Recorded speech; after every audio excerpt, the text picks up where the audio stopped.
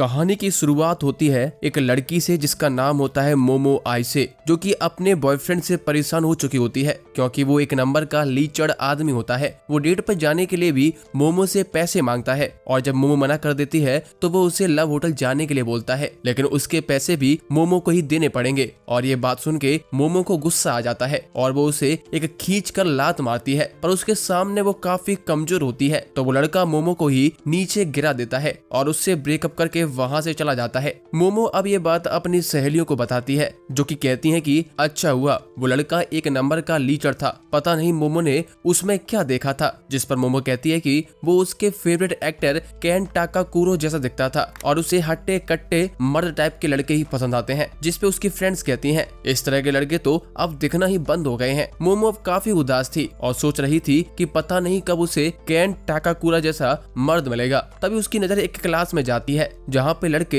एक चश्मे वाले लड़के को परेशान कर रहे होते हैं और उस पर कागज फेंक रहे होते हैं और वो बस अपनी मैगजीन पढ़ रहा होता है। मोमो को ये देखकर अच्छा नहीं लगता। उस लड़की के बेंच पर जाके वो बैठ जाती है और बाकी लड़कों को घूरने लग जाती है, जिसकी वजह से वो लोग कागज फेंकना बंद कर देते हैं। मोमो अब उठ के वापस क्लास से बाहर जाने लगती है और सोचती है कि वो अपना गुस्सा किस पे निकाले। तभी वो चश्मे वाला लड़का मोमो के पास आता है। उस लड़के को लग रहा था कि मोमो उसे लाइक करती है, इसीलिए वो उसके पास आकर बैठी थी। मोमो बोलती है कि शायद तुम्हें कोई गलतफहमी हो गई है और मुझे तुम में कोई ज्यादा इंटरेस्ट नहीं है, लेकिन फिर भी वो लड़का मोमो को अपनी मैगजीन के बारे में बताने लगता है कि कैसे यूएफओ और एलियन सच में होते हैं, लेकिन सरकार इस बारे में कुछ भी नहीं बताती है। लेकिन ऐसे कई सारे सबूत हैं जिनमें यूएफओ को देखा गया है। मोमो बोलती है कि उससे नहीं लगता कि यूएफओ और एलियंस होते हैं, ना ही उसे इनके बारे में कुछ जानना है। इतना कह के मोमो जाने लगती है, लेकिन फिर भी वो लड़का मोमो के सामने एलियंस के बारे में बड़बड़ करने लगता है। अब मोमो को गुस्सा आ जाता है और वो कहती है कि अपनी बकवास बंद करो, शायद इसीलिए तुम्हारा कोई दोस्त नहीं है और ना ही कभी होगा। और इतना सुनकर उस लड़के को बहुत बुरा लगता है और उसके हाथ से जो मैगजीन होती है वो भी गिर जाती है। मोमो को तुरंत ही रियलाइज हो जाता है कि शायद उसने कुछ ऐसा कह दिया है जो उसे नहीं कहना चाहिए था। वो उसकी मैगजीन उठाते हुए उस लड़के से सॉरी बोलती है और कहती है कि उसे नहीं लगता कि एलियंस होते हैं, पर वो मानती है कि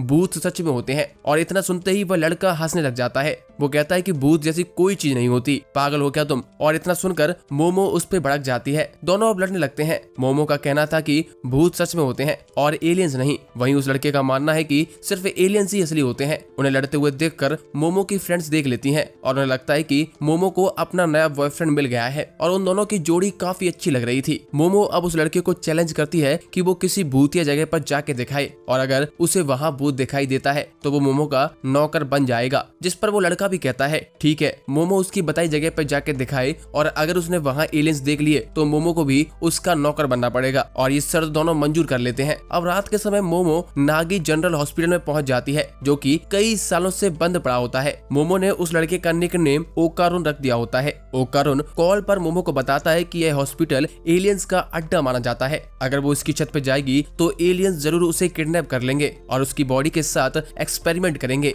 मोमो पूछती है क्या तुम्हें आज तक किसी ने किडनैप किया है, जिस पर ओकारुन बोलता है कि हुआ होगा, शायद एलियंस ने उसकी मेमोरीज मिटा दी होंगी। ओकारुन की बातों से मोमो को साफ पता चल जाता है कि उसने खुद आज तक एलियन या यूएफओ नहीं देखा है। खैर ओकारुन भी मोमो की बताई जगह पर पहुंच चुका होता है जो कि एक पुरानी टनल होती है। मोमो बताती है कि ये टनल बहुत ज्यादा भूतिया है, ऐसा उसने ऑनलाइन पढ़ा था। ओकारुन बोलता है कि वो इस टनल में जाकर साबित कर देगा कि भूत जैसी कोई चीज नहीं होती है, लेकिन फिर भी उसे डर लग रहा होता है और वो गाना गाते हुए अंदर जाने लगता है। ओकारुन को भी पता चल जाता है कि मोमो ने खुद भी भूत नहीं देखा है, जिस पर वो चिल्लाने लग जाता है कि जब उसने खुद भूत नहीं देखा है तो वो उन पर कैसे यकीन कर सकती है। जिस पर मोमो बताती है कि उसकी दादी असल में एक स्पिरिट मीडियम है, यानी कि वो आत्माओं से बात कर सकती है। मोमो को उसकी दादी ने पाला था क्योंकि उसके पेरेंट्स मर चुके हैं। मोमो जब छोटी थी तब अपने सर पे हाथ रख के वो एक रिचुअल पोज बनाकर बाहर निकलती थी। उसकी दादी का कहना था कि ऐसा करने से बुरी शक्तियां तुमसे दूर रहती हैं। वो पोज बनाकर ही स्कूल में जाती थी और लड़के उसका मजाक उड़ाया करते थे, बल्कि जिस लड़के को मोमो पसंद करती थी वो भी उसका मजाक उड़ाने लग जाता है, जिसपे मोमो को बहुत बुरा लगता है। उसे अपनी दादी से नफरत हो जाती है और वो उन्हें बुरा भला कह देती है, जिसके बाद कई दिनों तक उसने अपनी दादी से बात भी नहीं की होती है। लेकिन बाद में मोमो को रियलाइज होता है कि उसे गुस्सा उस लड़के पर नहीं आया था जिसने उसका मजाक उड़ाया था। वो इस बात से गुस्सा थी कि उस लड़के ने उसकी दादी का मजाक उड़ाया था। असल में मोमो अपनी दादी से बहुत प्यार करती है और उसे उन पर पूरा भरोसा है, इसीलिए उसे इस बात पर भी भरोसा है कि भूत होते हैं। अब वो ओकारुन से पूछती है कि उसे क्या लगता है कि एलियंस होते हैं, लेकिन ओकारुन उसे कुछ भी नहीं बताता है और बोलता है कि इसके पीछे कोई रीजन हो ये जरूरी तो नहीं है। ओकारुन को अब टनल में खून के पंजे के निशान दिखने लग जाते हैं और जब वो पीछे मुड़ता है तो उसे एक डरावनी सी बुढ़िया दिखाई देती है जो कि असल में एक भूत है। अब ओकारुन तुरंत गुफा से बाहर भागने लग जाता है। मोमो उसकी चीखें सुनकर कहती है वो भूत जरूर टर्बो ग्रैनी होगी और ऐसा कहा जाता है कि अगर वो किसी को पकड़ ले तो वो उसे कर्स लगा देती है। ओकारुन भागने की पूरी कोशिश करता है लेकिन टर्बो ग्रैनी उस तक पहुंच जाती है और ओकारुन का कॉल कट जाता है। मोमो अब उसकी मदद करने के लिए यहाँ से निकलने लगती है लेकिन उसे यहाँ पे 3 आदमी जैसे रोबोट खड़े मिलते हैं जो कि असल में एलियंस होते हैं। मोमो दूसरी तरफ भागने की कोशिश करती है लेकिन वो लोग तुरंत ही मोमो को पकड़ लेते हैं और उसके कपड़े फाड़ देते हैं। मोमो को होश आता है तो उसके हाथ पैर बंधे हुए होते हैं। एलियंस उसे बताते हैं कि वो लोग सर्पोइयंस हैं क्योंकि वो सर्पो प्लेनेट से आते हैं। इनकी जाति में सिर्फ मेल्स ही हैं और इसीलिए ये लोग जनसंख्या बढ़ाने के लिए क्लोन टेक्नोलॉजी का यूज करते हैं। ये भी इंसानों की तरह रिप्रोडक्शन के लिए उनके ऑर्गन्स निकाल लेंगे। मोमो चिल्लाते हुए इनसे कहती है कि मैं तुम्हारी वाट लगा दूंगी, तुम मुझे यहाँ से जाने दो। लेकिन ये एलियंस अपनी पावर का यूज करने लगते हैं ताकि मोमो हिप्नोटाइज हो जाए और इनकी बात मानने लग जाए। मोमो दिमागी रूप से काफी मजबूत होती है और उस पर इनकी पावर का ज्यादा असर नहीं होता। वो लोग अब एक्सपेरिमेंट शुरू करने वाले होते हैं लेकिन तभी मोमो का मोबाइल बजने लगता है। एक एलियन जब उस मोबाइल को उठाता है तो उससे जोर की लात पड़ती है और फिर उस मोबाइल से एक भूत निकलकर बाहर आता है। यह भूत फिर उस एलियन को काट कर दूर फेंक देता है। ये भूत कोई और नहीं बल्कि ओकारुन होता है जिसपे टर्बो ग्रैनी का कर्स लग चुका होता है। ओकारुन खुद को कंट्रोल नहीं कर पा रहा था और ग्रैनी उसे पजेस कर लेती है। दूसरा एलियन बोलता है कि मोबाइल से टेलीपोर्ट होने की टेक्नोलॉजी हमारे पास भी नहीं है, तुम जो भी हो यहाँ से चले जाओ या तो फिर हमें अपना केला दे दो। एलियंस अब अपनी पावर का यूज करने लगते हैं लेकिन ग्रैनी इतनी तेज होती है कि उस पूरे एलियन की शक्ति का असर उस पर नहीं होता है और वो दूसरे एलियन को भी काट कर उसका किला बाहर निकाल देती है। अब तीसरा एलियन अपने अटैक से ग्रैनी को दूर फेंकता है और बोलता है कि उन्होंने इंसानों पर कभी हमला नहीं किया है तो चुपचाप हमें अपना केला दे दो। ओकारुन बोलता है कि तुम्हें जो भी चाहिए मैं तुम्हें देने को तैयार हूँ। मैं कितने टाइम से एलियंस को देखना चाहता था क्योंकि उसका कभी कोई दोस्त नहीं बने। उसे लगता था कि कम से कम एलियंस तो उससे जरूर दोस्ती करेंगे, इसीलिए वो बचपन से ही आसमान में घूरता रहता था और सोचता था कि कोई एलियन उसके पास आ जाएगा, लेकिन ऐसा कभी नहीं हुआ और इसी कारण से दूसरे बच्चे उससे दूर रहते थे। लेकिन इसके बावजूद भी उसे किसी से भी फर्क नहीं पड़ता था कि वो जिंदा भी है या नहीं। लेकिन फिर मोमो उसकी हेल्प करने के लिए आती है। वो कहता है कि तुम्हें जो भी करना है मेरे साथ करो, लेकिन मोमो को जाने दो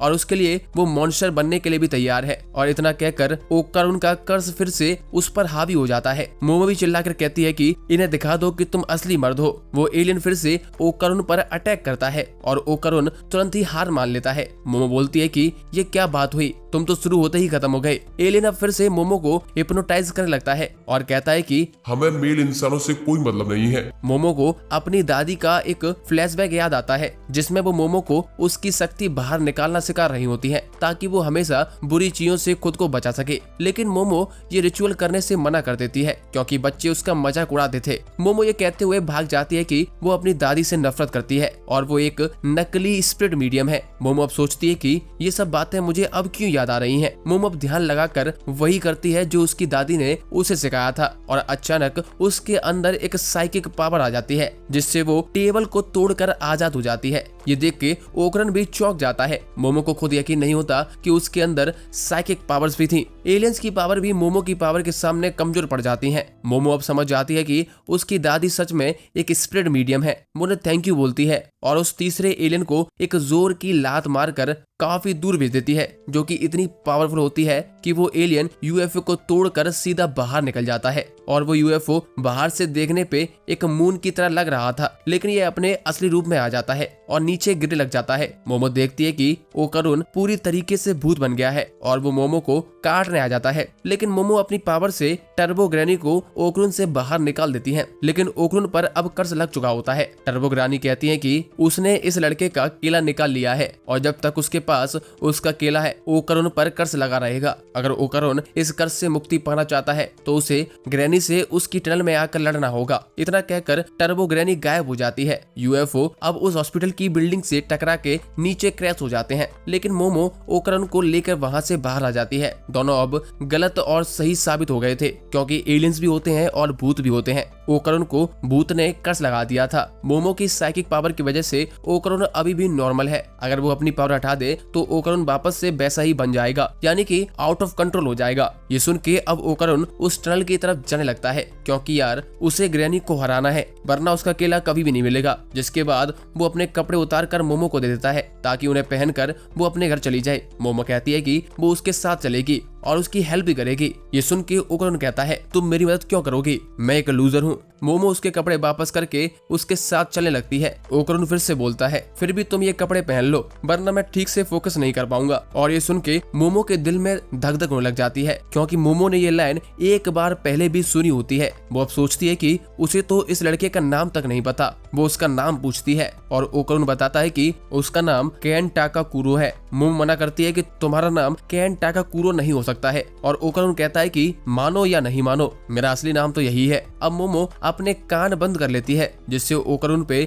ग्रैनी का कर्ज बढ़ने लग जाता है और वो ग्रैनी बनकर मोमो से कहता है। मोमो अपनी साइकिक पावर से ओकरुन को उठा के दूर फेंक देती है और उसका कर्ज भी शांत कर देती है। मोमो कहती है कि हमें कुछ रूल सेट कर लेना चाहिए, तुम अपना ये नाम कभी भी नहीं बोलोगे, तुम्हें ओकरुन पसंद है इसीलिए मैं तुम्हें ओकरुन कहकर बुलाऊंगी, और तुम अपना असली नाम कभी भी मेरे सामने नहीं बोलोगे। ओकरुन के पास कोई भी चारा नहीं होता है तो वो उसके लिए भी मान जाता है। अब दोनों लोग उस गुफा तक पहुंचते उससे पहले ही सुबह हो जाती है, यानी कि टर्बो ग्रैनी अब बाहर नहीं आएगी, क्योंकि भूत तो रात में ही बाहर निकलते हैं। मोमो अब ओकरुन को अपने घर चलने को बोलती है और वो उससे बोलती है कि वो इन कपड़ों में भूत से ज्यादा डरावना लग रहा है। दोनों अब मोमो के घर चले जाते हैं। मोमो बताती है कि उसकी दादी है, वो लड़कों के मामले में बहुत ज्यादा स्ट्रिक्ट है। उन्होंने मोमो के एक्स बॉयफ्रेंड को लगभग मार ही दिया था। अब ओकरुन जैसे ही गेट के अंदर कदम रखता है उसके शरीर में आग लग जाती है और वो जलने लग जाता है। ये देखकर मोमो अपनी पावर से ओकरुन को उठा के पास वाली नदी में फेंक देती है, जिससे वो बच जाता है। मोमो अब देखती है कि उसकी दादी ने गेट पर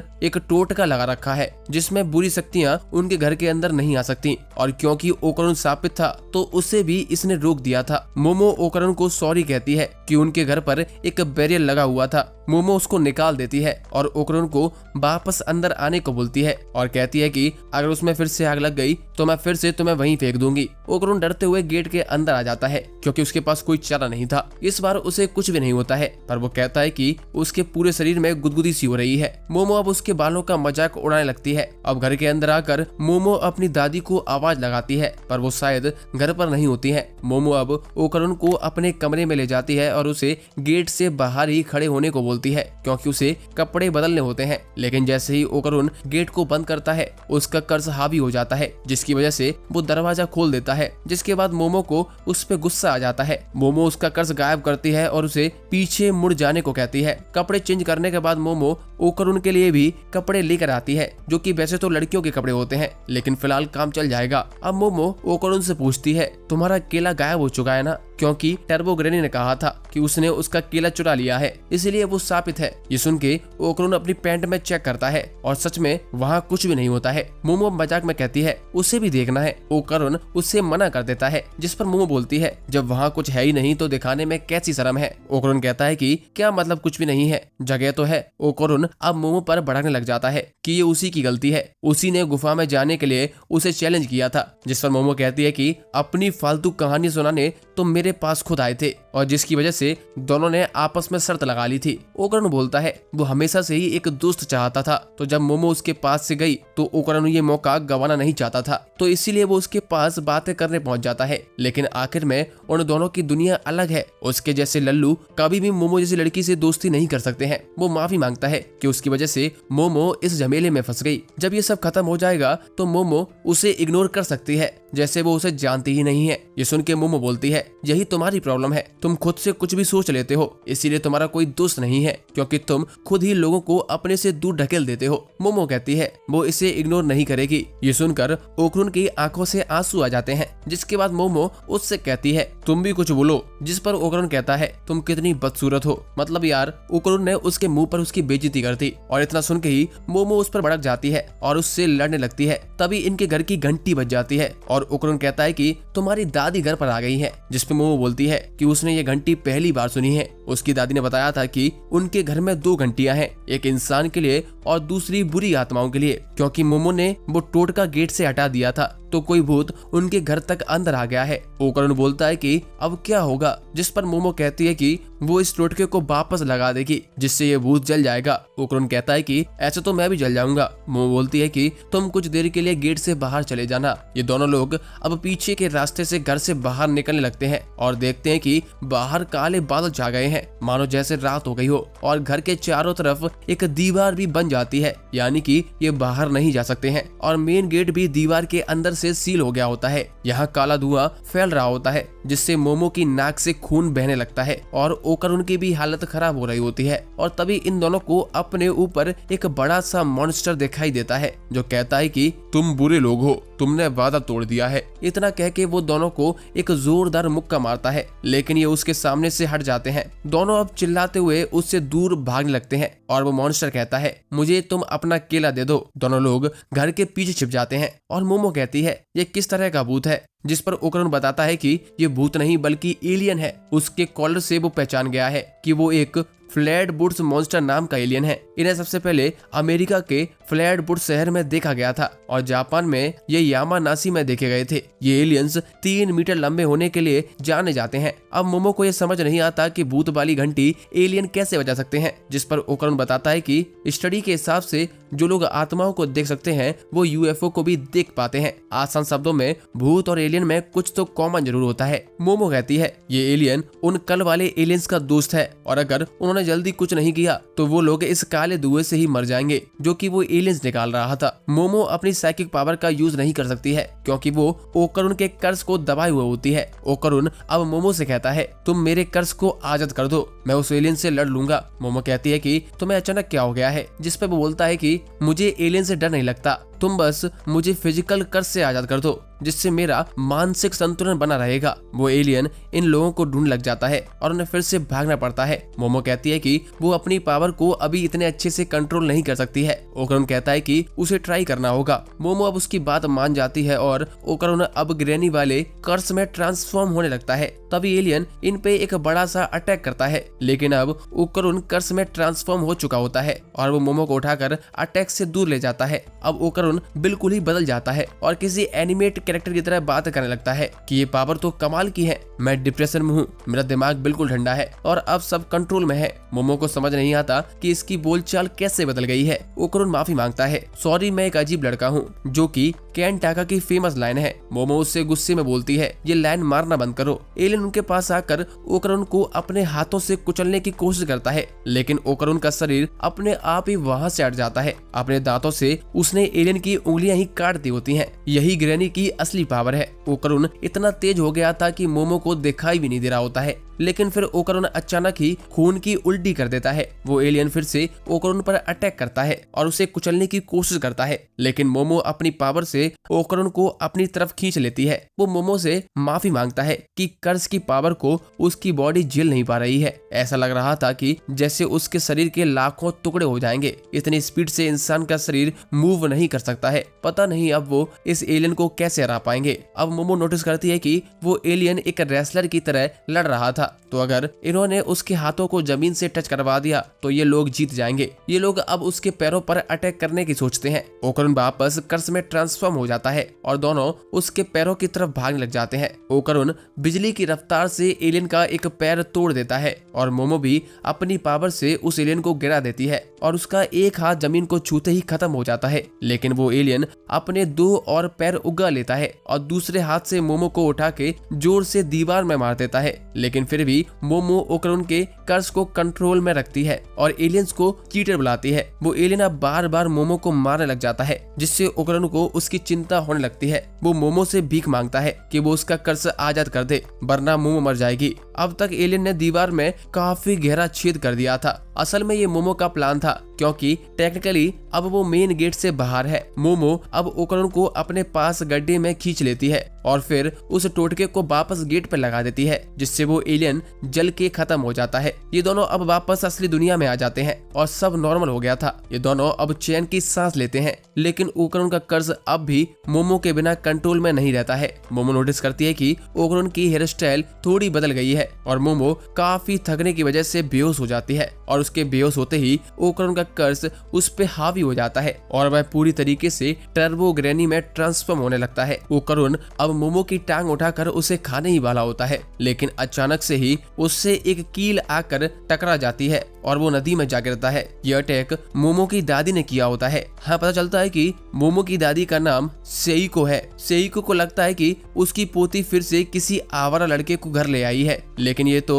एक मॉन्स्टर है। टर्बो ग्रैनी अब सेइको के सामने से गायब होकर उस पर पीछे से हमला करती है, लेकिन उसके पास आते ही वो जल जाती है। सेइको बोलती है कि तुम तो सच में काफी तेज हो, लेकिन सेइको को लगा ही था कि ग्रैनी उसे पीछे से वार करेगी और उसने ग्रैनी के लिए एक जाल बिछाया हुआ था, जिसमें वो फंस भी जाती है। ग्रैनी अपने आसपास एक सर्कल देखती है, जिससे बाहर कदम रखते ही वो जलने लग जाती है। सेइको बताती है कि अगर ग्रैनी ने वो लाइन क्रॉस की तो वो मारी जाएगी, क्योंकि उसने सर्कल के बाहर एक बैरियर सेट कर दिया है। सेइको खुद भी एक सर्कल में खड़ी होती है, जिसके अंदर एक कील ठुकी हुई होती है। अगर कील को सर्कल के अंदर ठोका जाए तो अंदर एक बैरियर बन जाता है, लेकिन अगर कील सर्कल के बाहर ठोकी जाए तो बाहर एक बैरियर बन जाता है। इसीलिए ग्रैनी सेइको को छू तक नहीं पाई थी, क्योंकि वो अपने बैरियर की प्रोटेक्शन में खड़ी थी। ग्रैनी अब सेइको को डराने की कोशिश करती है और कहती है कि मैं तुम्हें मार कर खा जाऊंगी, तुम मुझे हमेशा कैद कर नहीं रख पाओगी। जिस पर सेइको कहती है, मैं तुम्हें कैद करके कहाँ रखना चाहती हूँ, मैं तो तुम्हें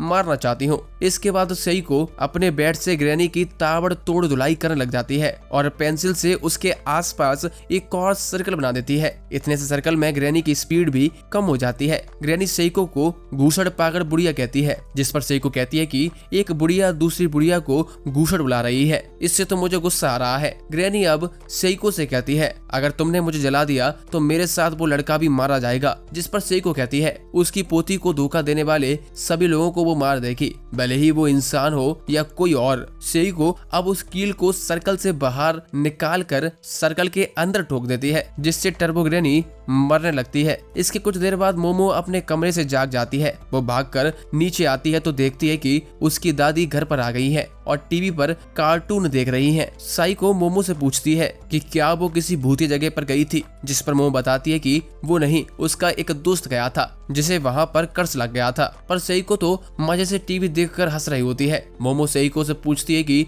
वो लड़का कहाँ है, मेरा उसके साथ रहना बहुत जरूरी है। सेइको बोलती है कि अगर तुम उस शैतानी आत्मा की बात कर रही हो तो मैंने उसे मार दिया है। जो सुन के मोमो चौंक जाती है और पूछती है कि क्या उसने चश्मा पहना था। साइको मोमो को ताने मारने लगती है कि तुम तो भूतों पर विश्वास नहीं करती थी और मुझे एक ढोंगी स्प्रिट मीडियम बुलाती थी। मोमो अपना सिर झुकाकर सेइको के सामने माफी मांगती है और पूछती है कि ओकरुन कहाँ पर है। साइको अब बोलती है कि श्राइन में जाकर देखो, जिसको सुनकर मोमो गुस्से में वहाँ से चली जाती है। वो बोलती है कि अगर ओकरुन को कुछ भी हुआ तो मैं तुम्हें कभी भी माफ नहीं करूंगी। मोमो दौड़ते हुए श्राइन की तरफ जाने लगती है। उसे ओकरुन की याद आ रही होती है कि वो तो बस एक मामूली से लड़का था और बस दोस्त बनना चाहता था। मैंने उसे भूतिया टनल में जाने को बोला था। मोमो अब चिंता में श्राइन का दरवाजा खोलती है और देखती है कि ओकरुन तो वहाँ पर मजे से बैठकर चावल ठूस रहा होता है। जिसके बाद हम देखते हैं कि ओकरुन मोमो को देखकर काफी खुश होता है, क्योंकि उसे ऐसा लग रहा था कि टर्बो बनकर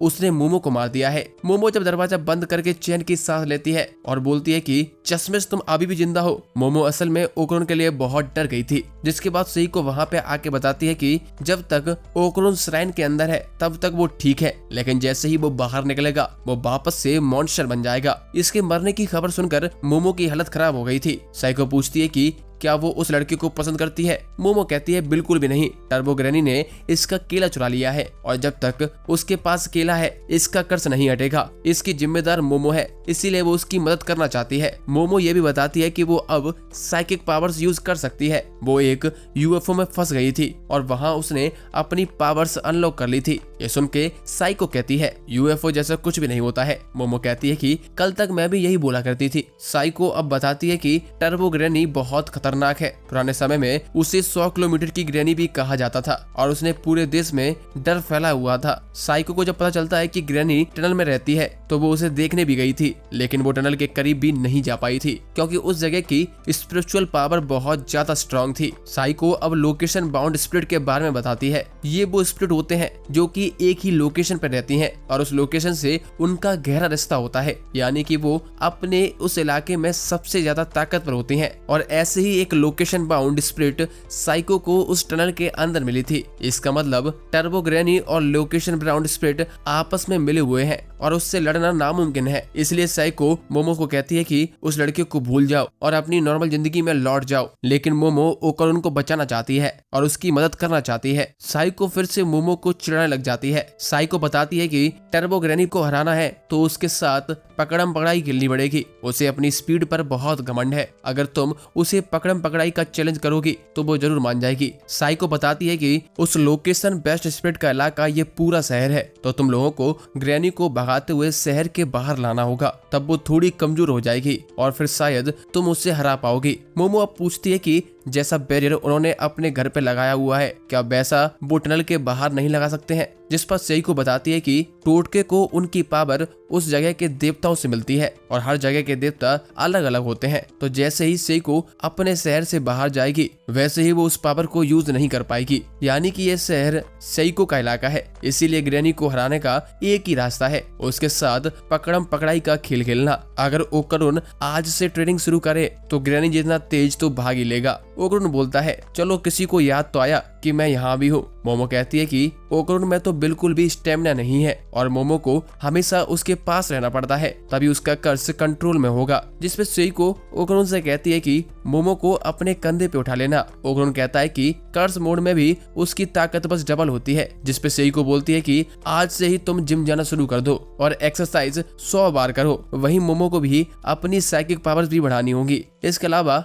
वो उनकी और कोई हेल्प नहीं कर सकती हैं। साइको उन्हें सोने को बोलती हैं ताकि कल से ये ट्रेनिंग शुरू हो जाए। इतना कहकर वो वहां से चली जाती है। ओकरुन मोमो से कहता है तुम्हारी दादी तो बहुत जवान है। ओकरुन अब मोमो से माफी मांगता है कि उस एलियन की लड़ाई में वो कुछ भी नहीं कर पाया था और मोमो को उसे बचाना पड़ा था और अगली लड़ाई में वो जरूर मोमो को बचाएगा। जिसके बाद मोमो उससे कहती है तुम कुछ भी सोच रहे हो। आगे ओकरुन श्राइन में ही सो जाता है। जिसके बाद हम अगली सुबह का सीन देखते हैं जहाँ पे सेइको टीवी पर न्यूज देख रही होती है। आगे मोमो ओकरुन के लिए चाय लेकर जाती है, लेकिन ओकरुन का तो बहुत जोर से प्रेशर बन रहा था और उसे बाथरूम में जाना होता है। लेकिन मोमो और ओकरुन के बीच में अगर कोई दीवार आई या फिर दरवाजा आता है तो उसकी पावर्स काम करना बंद कर देंगी, यानी कि मोमो को ओकरुन को हगते हुए देखना पड़ेगा और वो दोनों ही ये नहीं चाहते थे। साइको मोमो से पूछती है वो उसके कर्ज को कंट्रोल कैसे कर रही है, जिसपे मोमो बताती है कि उसे ओकरुन के आसपास एक औरा दिखाई देता है। जब वो उसे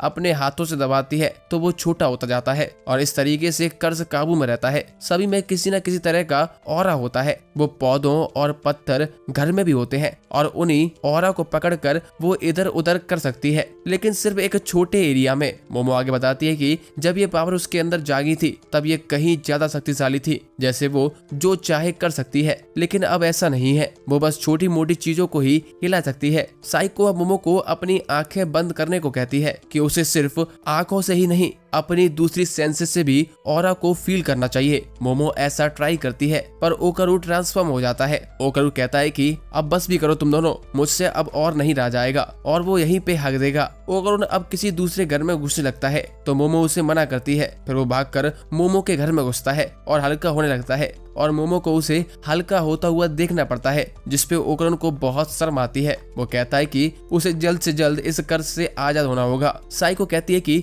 जब मोमो ने पावर अनलॉक की थी वही उसकी असली पावर थी, लेकिन वो पावर अभी भी सील हो गई है और मोमो को ट्रेनिंग के साथ अपनी पावर को बढ़ाना होगा, जिसमें बहुत टाइम लगेगा। अब अचानक ही मोमो देखती है कि बाथरूम के अंदर टर्बो ग्रैनी आ गई थी, जिसने साइको को फ्रीज कर दिया होता है और उसकी नाक से खून भी निकल रहा होता है। ग्रैनी मोमो से कहती है कि वो ओकरन के थ्रू उससे बात कर रही है और उसका कर्स वायरस की तरह है। जिस भी इंसान को ओकरन ने देखा है, ग्रैनी उसे तुरंत ही मार सकती है, जैसे कि मोमो की दादी। इसीलिए आज रात मोमो को ग्रैनी से मिलने के लिए उस टनल में आना होगा, नहीं तो वो ओकरन के आसपास के सभी लोगों को मारना शुरू कर देगी। इसके बाद ग्रैनी चली जाती है और सब नॉर्मल हो जाता है। जिसके बाद साइको होश में आकर देखती है कि उसके घर में टोटका भी जल गया था। मोमो उसे सब कुछ बताती है। अब रात को जाने से पहले साइको इन दोनों को खास कपड़े पहनाती है, जो कि बुरी आत्माओं से इनकी रक्षा करेगी। लेकिन ये कपड़े थोड़े ओल्ड फैशन होते हैं। साइको मोमो को गले भी लगाती है और उससे कहती है कि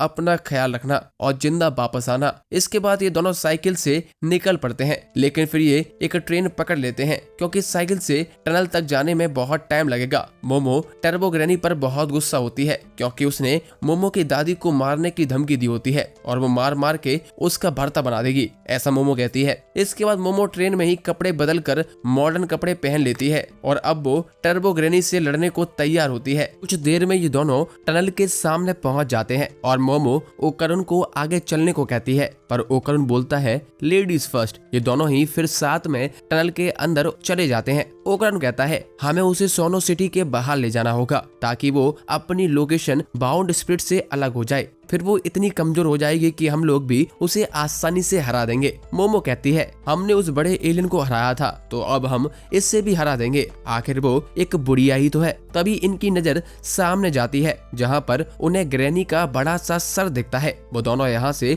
भागने के लिए पीछे मुड़ते हैं तो देखते हैं कि दूसरी तरफ भी ग्रैनी की मुंडी थी और उसने इन्हें दोनों तरफ से घेर लिया था। ग्रैनी अब इनके करीब आने लगती है तो मोमो अपने बैग से कुछ बेसबॉल बैट्स निकालकर उसकी तरफ फेंकती है, लेकिन ग्रैनी अपनी आंखों से ही उन बैट्स को खा जाती है। ओकरन अब मोमो से कहता है कि वो उसके कर्ज को आजाद कर दे ताकि वो इस ग्रानी से लड़ सके। मोमो ऐसा ही करती है, जिससे ओकरन अपने मॉन्स्टर वाले रूप में ट्रांसफॉर्म हो जाता है और इस रूप में वो हमेशा ही मनहूसियत वाली बातें करता है, पर अचानक ही वो वापस इंसान बन जाता है। मोमो को समझ नहीं आता कि ये कैसे हुआ। उसे ओकरन के अंदर वो भूत वाला ऑरा भी नहीं दिख रहा होता है। अब टर्बो ग्रैनी कहती है कि मैंने उसका केला लौटा दिया है, जिससे उसके अंदर अब कोई भी कर्ज नहीं है। उसे लगा नहीं था कि ओकरन उसकी पावर से ट्रांसफॉर्म हो जाएगा, लेकिन अब वो अपनी कर्ज पावर इन्हें यूज नहीं करने देगी और दोनों को कच्चा चबा जाएगी। ग्रैनी के दोनों सर अब उन्हें खाने के लिए आगे बढ़ते हैं और मोमो को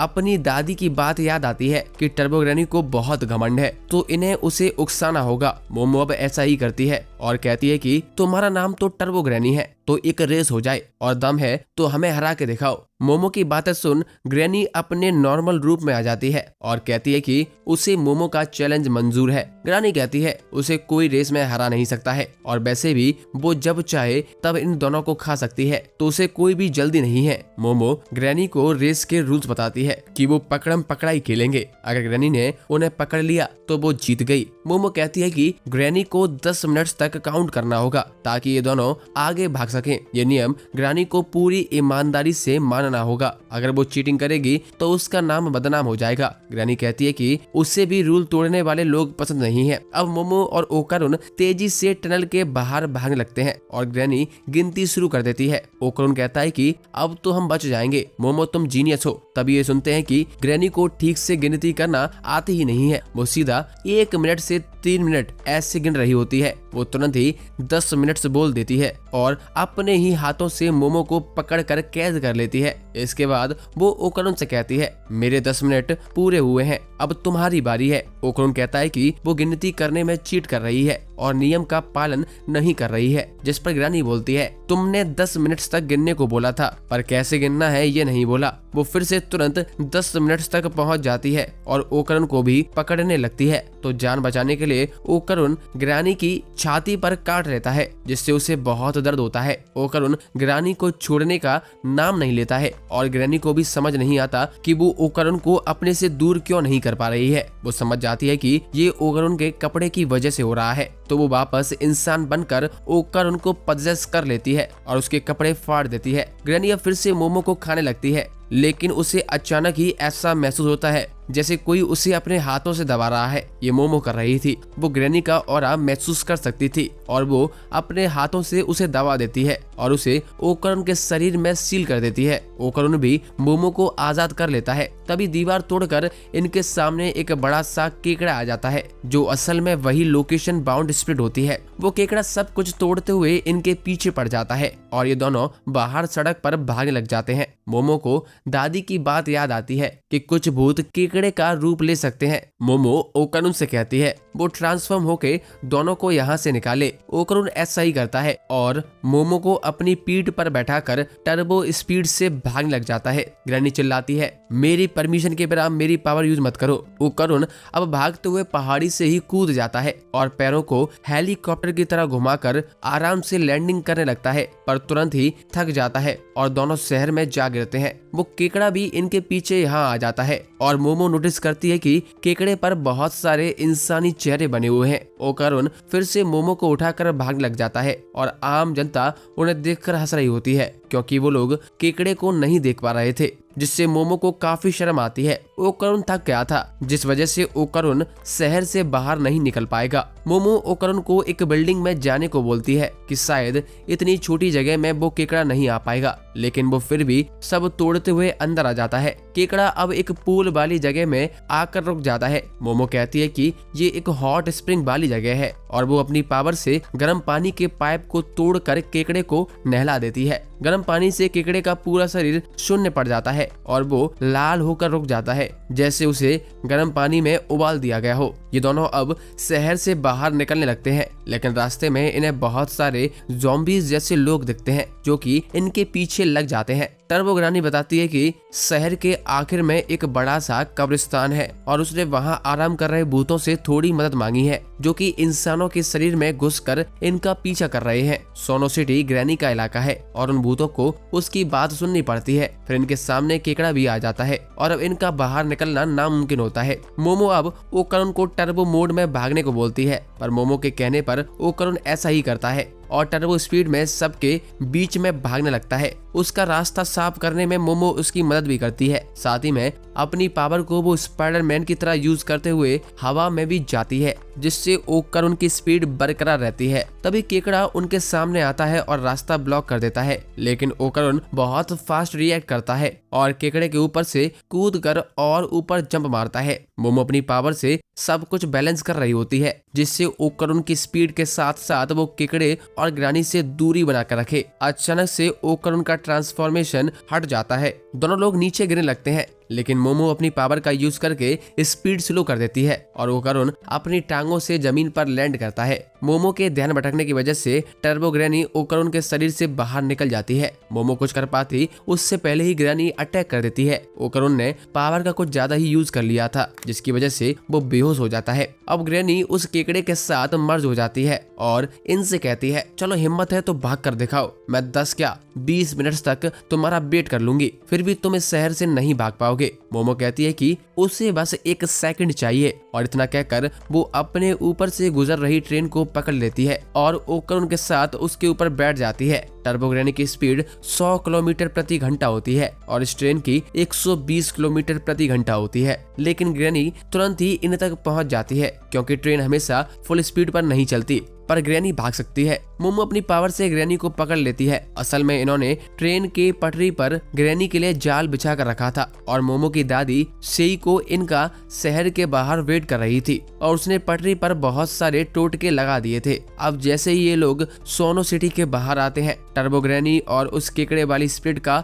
एक्सॉर्सिज्म होने लगता है। मोमो देखती है कि उस स्पिरिट में बहुत सारी लड़कियों की आत्मा निकलती है जो अब तक उस लोकेशन बाउंड स्पिरिट में कैद थी। इसके बाद ये लोग उसी टनल पर फूल चढ़ाने जाते हैं। सेई को बताती है कि ये टनल एक क्राइम करने की जगह हुआ करती थी, जहां छोटी लड़कियों को लाकर उन्हें टॉर्चर किया जाता था और मारकर यहीं फेंका जाता था। उन सब की आत्माओं से ही लोकेशन बाउंड स्पिरिट बना था और आज उन्हीं लड़कियों की आत्मा को शांति मिल गई है। टर्बो ग्रैनी ऐसी जगहों पर जाती है जहां लड़कियों की आत्माएं भटक रही हो और वो उन्हें दिलासा देती है ताकि उनकी आत्माओं को शांति मिल जाए, मगर आत्माओं को जिंदा लोगों से छेड़खानी नहीं करनी चाहिए। ठीक वैसे ही जैसे जिंदा लोगों को आत्माओं का मजाक नहीं उड़ाना चाहिए। उनके इलाके में घुसना बदसलूकी होती है। आत्माओं और जिंदा लोगों को इसी नियम का पालन करना चाहिए कि दोनों एक दूसरे के इलाके में दखल न दें। खैर, टर्बो ग्रैनी को मारने की खुशी में शाम को ये लोग पार्टी करते हैं, जिसमें मोमो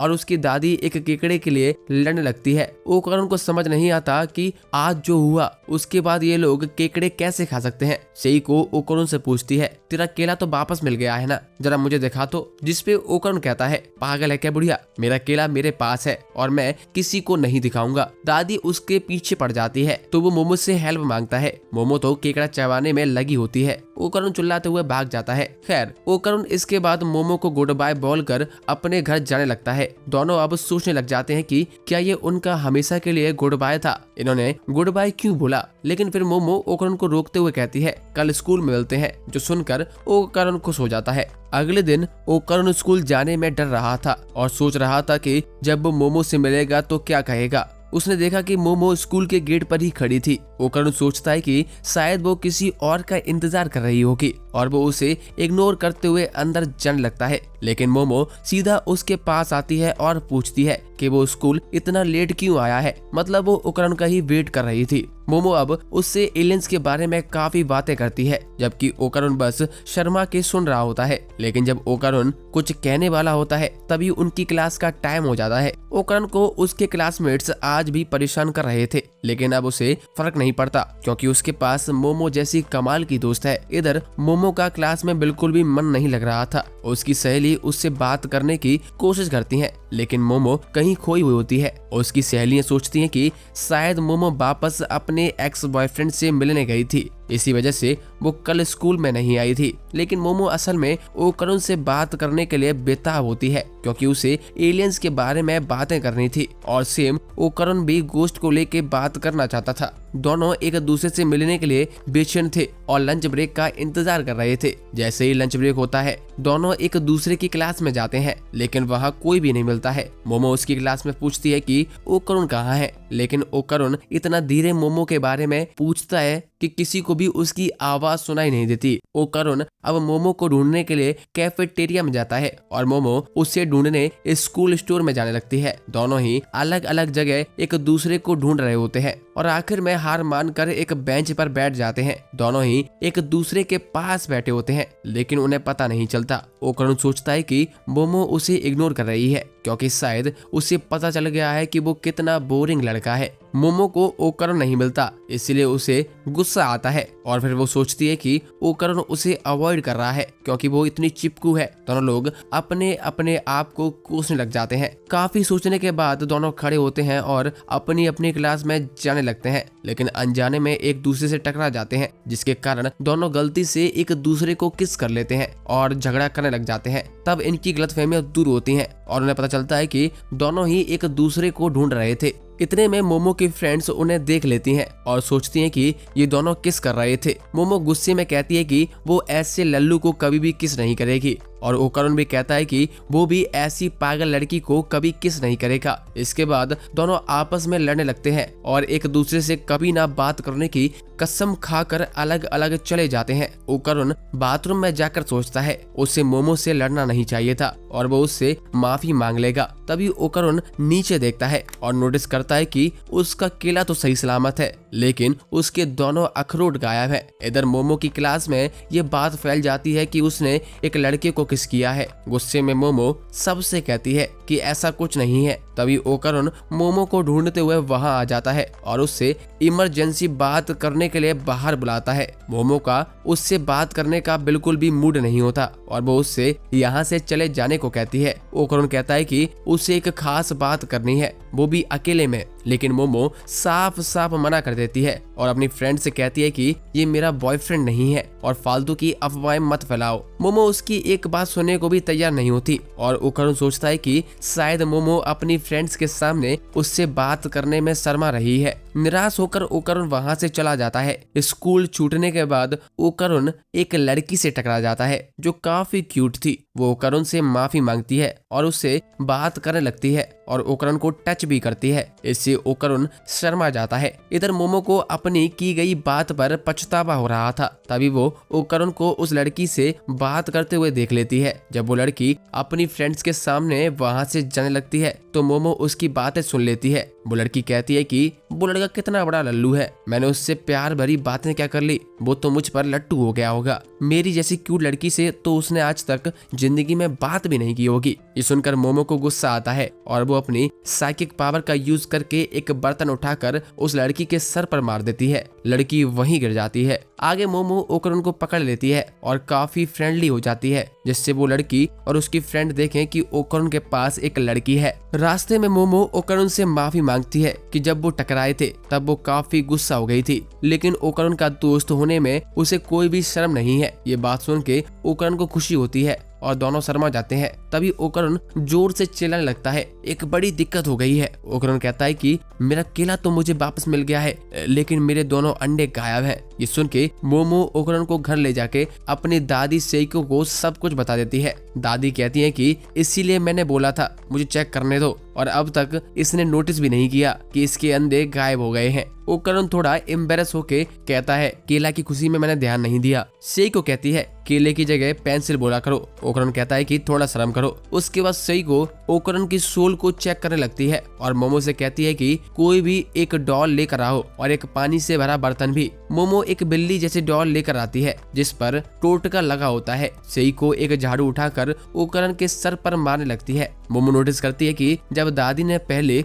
ओकरन को मारा था तब ओकरन के ऑरा का कलर चेंज हो गया था। सेइको कहती है, अब अगर ऑरा का कलर दोबारा बदले तो उसे पकड़ के बाहर खींच लेना। सेइको बताती है कि ओकरन के अंदर किसी और चीज का ऑरा है जो मोमो के साइकिक पावर से बाहर आ सकता है। जैसे ही सेइको मारती है, मोमो ऑरा को पकड़ लेती है और उसे बाहर खींच लेती है, लेकिन मोमो कहती है ये ऑरा बाहर आते ही गायब हो गया। तभी सबकी नजर उस डॉल पर जाती है जिस पर लगा हुआ टोटका जल गया होता है। अचानक वो डॉल जिंदा हो जाती है और कमरे से भागने लगती है। तीनों उस डॉल को घर में ढूंढने लग जाते हैं। मोमो अपनी साइकिक पावर का यूज करके डॉल का ऑरा सेंस कर लेती है और उसे पकड़ लेती है। जब वो लोग डॉल के पास पहुंचते हैं तो डॉल चिल्लाकर कहती है, मुझे छोड़ दो वरना मैं तुम तीनों को मार दूंगी। ओकरन मोमो की पावर से इम्प्रेस्ड हो जाता है। मोमो और ओकरन को कुछ भी समझ नहीं आता। सेइको से बताती है कि ये डॉल असल में टर्बो ग्रैनी है। टर्बो ग्रैनी सब कुछ एक्सप्लेन करती है। वो बताती है कि जब मैं तुम्हारे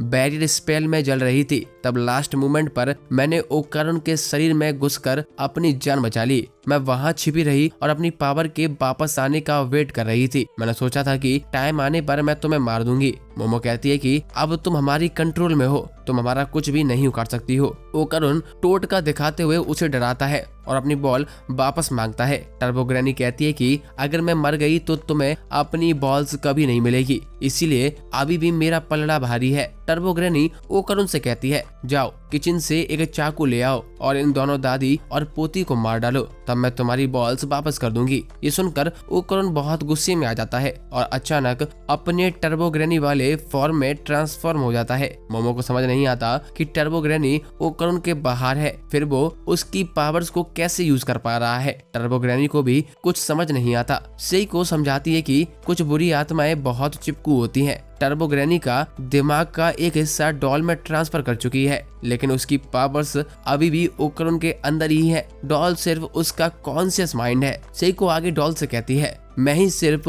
तुम्हें पहले जैसी कर सकती हूँ। ये सुनकर ग्रैनी समझ जाती है कि किसका पलड़ा भारी है। अब सेइको टर्बो ग्रैनी को झाड़ू से मारने लगती है और ओकरन वापस नॉर्मल हो जाता है। ओकरन कहता है कि जब उसे गुस्सा आया तब वो अचानक से ट्रांसफॉर्म हो गया। मोमो टर्बो ग्रैनी से कहती है, जब मुझे पता चला कि तुम उन लड़कियों की मदद कर रही थी तो मुझे तुमसे नफरत नहीं हुई। तुम अगर ओकरन की बॉल वापस कर दोगी तो मैं तुम्हें तुम्हारी पावर्स वापस कर दूंगी। टर्बो ग्रैनी इस डील के लिए मान जाती है, लेकिन वो कहती है, मुझे एक प्रॉब्लम है, मैंने ओकरन की बॉल्स को कहीं गिरा दिया है। ये सुनकर मोमो और ओकरन शॉक्ड हो जाते हैं। आगे ओकरन और मोमो बॉल्स ढूंढने बाहर आते हैं। ग्रैनी बताती है कि उन बॉल्स पर ग्रैनी की स्पिरिचुअल पावर कोटेड है और वो गोल्डन बॉल्स जैसी हैं। ओकरन और मोमो ढूंढने का ट्राई करते हैं, लेकिन उन्हें कहीं भी वो बॉल्स नहीं मिलती हैं। मोमो कहती है कि किसी ने गोल्ड समझकर उसे उठा लिया होगा। टर्बो ग्रैनी बहुत ही मजे में चिल कर रही होती है। वो कहती है कि भूत आत्मा उसको उठा ले गई होंगी।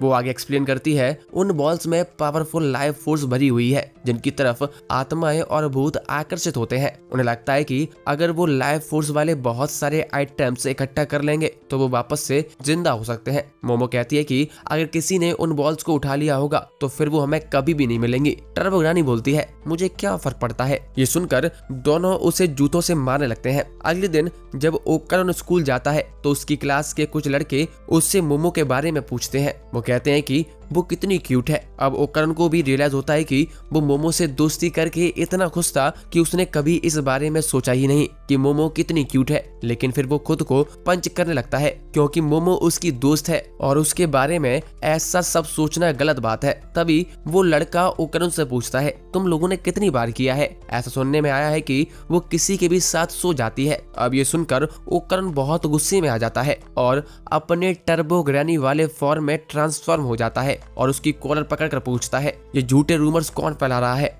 ओकरन कहता है कि मोमो उस तरह की लड़की नहीं है तो उसके बारे में ऐसी अफवाहें मत फैलाओ। ओकरन का ये फॉर्म देखकर वो लड़के डर जाते हैं। ओकरन फिर खुद को शांत करता है और नॉर्मल होके अपनी बेंच पर बैठ जाता है। तभी उसके बैग से टर्बो ग्रैनी बाहर निकलती है जिसे देखकर ओकरन चौंक जाता है और तुरंत उसे लेकर अपनी क्लास से बाहर निकलता है और ऐसी जगह जाता है जहाँ पर कोई और ना हो। ओकरन पूछता है कि वो उसके बैग में क्या कर रही है, जिस पर टर्बो ग्रैनी बताती है, सेको ने कहा था कि मैं कहीं भी जा सकती हूँ क्योंकि मेरे अंदर अब कोई पावर नहीं है। टर्बो अब ओकरन को बहकाने की कोशिश करती है कि ये पावर तुम्हारे काबू से बाहर है, मुझे फिर तुम्हारे शरीर में जाने दो, मैं अपनी पावर वापस लेकर बाहर आ जाऊंगी। लेकिन ओकरन उसके झांसे में नहीं आता है और बोलता है कि पहले मेरी बॉल्स वापस करो। तभी मोमो भी वहीं आ जाती है जिसे देखकर ओकरन उसे सब कुछ बताने की कोशिश करता है और बैग उससे नीचे गिर जाता है। तभी वो गौर से मोमो को देखता है और उसे रियलाइज होता है कि मोमो वाकई में क्यूट है, जिसके कारण वो शर्माने लगता है और उससे नजर भी नहीं मिला पाता है और यहाँ से भागने लगता है। पर मोमो भी उसके पीछे पड़ जाती है। मोमो वापस अपनी क्लास में पहुंच जाती है और सोचने पड़ जाती है कि ओकरन उसे अवॉइड क्यों कर रहा है। मोमो की सहेलियां बताती हैं कि ओकरन एक अच्छा लड़का है, उसकी अपने क्लास के कुछ लड़कों से लड़ाई हो गई थी क्योंकि वो लोग मोमो के बारे में कुछ बुरा कह रहे थे। स्कूल में कोई तो है जो मोमो के झूठे रूमर्स फैला रहा है और ये जानकर ओकरन गुस्सा हो गया था। मोमो ये सुनकर और कंफ्यूजन में आ जाती है कि ओकरन उसको अवॉइड क्यों कर रहा है। इसके बाद हम उसी लड़की आयरा को देखते हैं जो खुद को सबसे सुंदर लड़की समझती है। जब वो हॉल में चलती है तो सबकी नजरें उसी पर होती हैं और आयरा उन लोगों को प्यार से ग्रीट भी करती है जिससे वो सब उस पर लट्टू हो जाते हैं। लेकिन जब कल मोमो ने उसके ऊपर बर्तन गिराया था तो वो बहुत गुस्सा हो गई थी। बदला लेने के लिए उसी ने पूरे स्कूल में मोमो के बारे में गलत रूमर्स फैला दिए थे। लेकिन ये रूमर्स तो कुछ नहीं है। आयरा ने उस दिन मोमो के साइकिक हैंड्स देख लिए थे जिससे आयरा को लगता है कि मोमो किसी तरह की डीमन है और उसके पास शैतानी शक्तियां हैं। इसके बाद वो अपनी जेब से एक गोल्डन बॉल निकालती है जो कि आसमान से उसके पास आकर गिरी थी। इससे आयरा को लगता है कि वो किसी महान काम के लिए चुनी गई है और शैतानी डीमंस को खत्म करके इस दुनिया को बचाने का काम उसी का है। हम देखते हैं कि जब मोमो ओकरन टर्बो ग्रैनी से लड़ रहे थे तब आयरा ट्रेन ब्रिज के पास थी। तब एक गोल्डन बॉल उसके सर पर आकर गिरती है। उसके बाद वो ट्रेन के ऊपर किसी तरह की बिजली चमकती हुई चीजें भी देखती है। इतना सुंदर दृश्य देखकर आयरा उस बॉल को अपने पास रखने का फैसला करती है। स्कूल में आयरा की दोस्त उसके बताए हुए सामान लेकर आई होती है जिनमें एक होली बाइबल और एक क्रॉस होता है। आयरा कहती है कि वो सुंदर है इसीलिए उसे चुना गया है और वो दुनिया को बचाएगी। आयरा के दोस्तों को उस पर ज्यादा यकीन नहीं हो रहा होता है। तभी आयरा विंडो के बाहर किसी को देखती है और कहती है कि वहां लाल कपड़ों में एक अजीब औरत है, पर उसकी सहेलियों को कुछ भी दिखाई नहीं देता है। आयरा को लगता है कि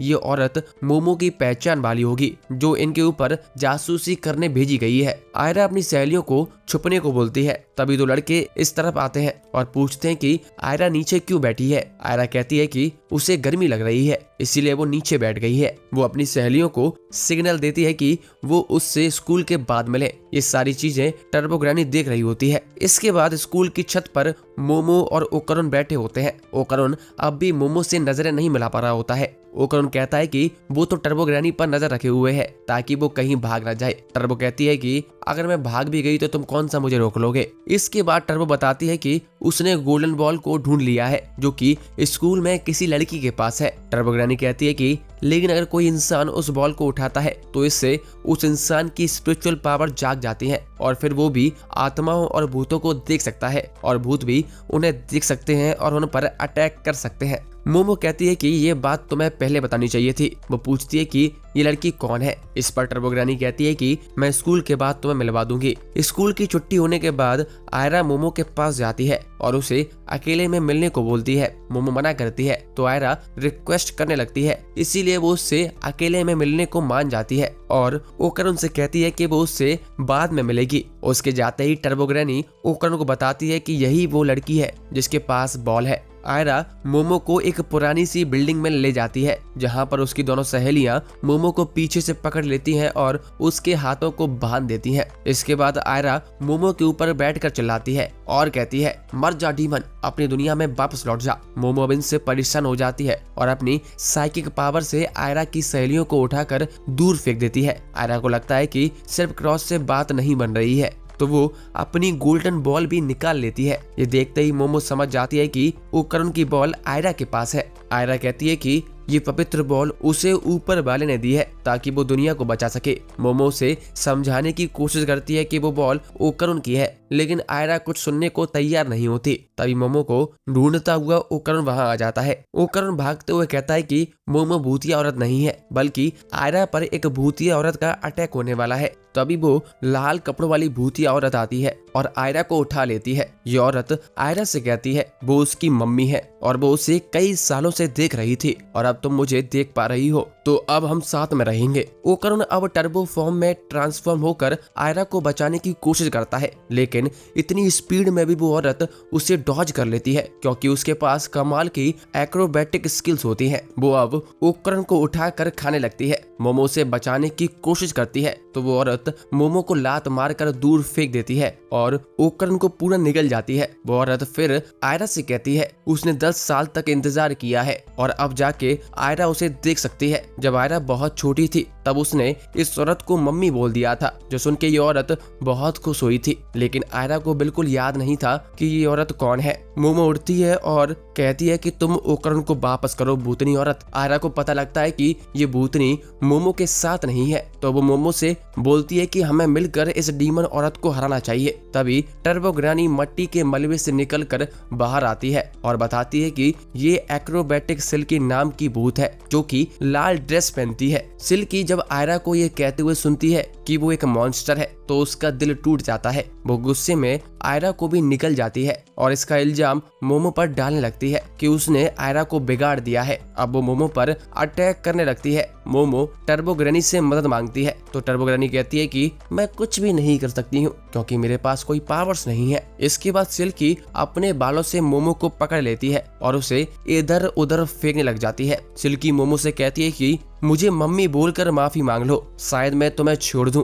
मोमो मना कर देती है तो सिल्की उससे भी निकल जाती है और रोने लगती है। अब सिल्की के सामने सिर्फ टर्बो ग्रैनी बची होती है। टर्बो ग्रैनी सिल्की से कहती है उन तीनों बच्चों को बाहर उगल दो वरना अच्छा नहीं होगा। सिल्की ने मोमो के साथ अपने कुछ बाल भी निगल लिए थे जिसमें मोमो अंदर से आग लगा देती है। टर्बो बताती है कि आयरा के पास जो क्रॉस था वो असल में एक लाइटर था और मोमो ने उस लाइटर से सिल्की के बालों में आग लगा दी है। सिल्की की बुरी किस्मत थी कि उसने अपने कुछ बाल भी मुंह में निकल लिए थे। सिल्की को मजबूरी में उन तीनों को बाहर उगलना पड़ता है। आगे हम एक फ्लैशबैक देखते हैं जहां सिल्की जब ह्यूमन थी तो वो एक अंधेरी सड़क पर भाग रही होती है। जब सिल्की की आंख खुलती है तो आयरा उसके सामने बेहोश पड़ी होती है। सिल्की गुस्सा में कहती है तुमने मुझसे मेरी आयरा को छीन लिया है और अटैक कर देती है। ये लोग आयरा को लेकर एक वेयर हाउस में भागने लगते हैं। ओकरुन अपने टर्बो ग्रैनी वाले मोड में आ जाता है, लेकिन वेयर हाउस में स्पेस कम होने की वजह से ओकरुन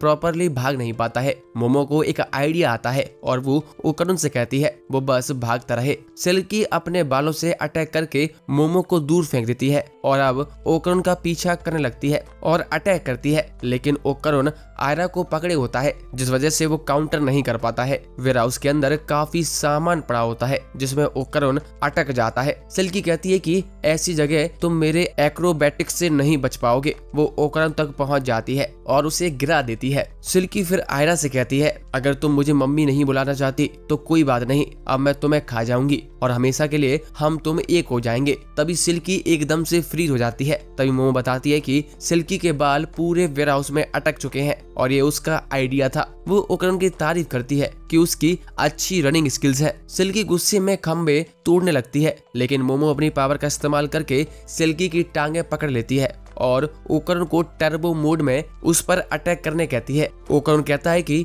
मैं तो बस भागने में अच्छा हूँ, अभी तक किसी विलन को मार के उड़ाया नहीं है। मोमो चिल्लाकर कहती है, अब ये सब मुझे मत बताओ, जाकर उस पर अटैक करो। इन दोनों की बातें सुनते सुनते सिल्की अपने बालों को आजाद कर लेती है और ओकरुन पर अटैक करती है। मोमो ओकरुन को लात मारकर दूर कर देती है और भागने लगती है। सिल्की मोमो की पावर को काउंटर करते हुए मोमो पर अटैक कर देती है। ओकरुन मोमो को बचाने के लिए सिल्की को जोर से टक्कर मार देता है, जिसकी वजह से सिल्की वेयरहाउस के बाहर गिर जाती है। ऐसा लगता है कि सिल्की हार गई है। मोमो ओकरुन की पावर को देखकर इम्प्रेस हो जाती है और उसकी अटैक की तारीफ करती है, लेकिन ओकरुन का पूरा शरीर दर्द कर रहा होता है। टर्बो ग्रैनी निकलकर ओकरुन को ताना मारकर कहती है, मेरे पावर्स यूज करने के बाद भी तुम इतना ही कर पाए, शर्म की बात है। मोमो पूछती है कि अब इस भूतनी का क्या करें, क्या इसे साइको से एक्सोर्सिज्म करवा दे। टर्बो ग्रैनी कहती है, छोड़ दो इसे, इसने मेरा अटैक खाया है, अब कुछ देर तक ना उठ पाएगी और ना ही अपनी पावर्स यूज कर पाएगी। टर्बो ग्रैनी आयरा के कपड़ों से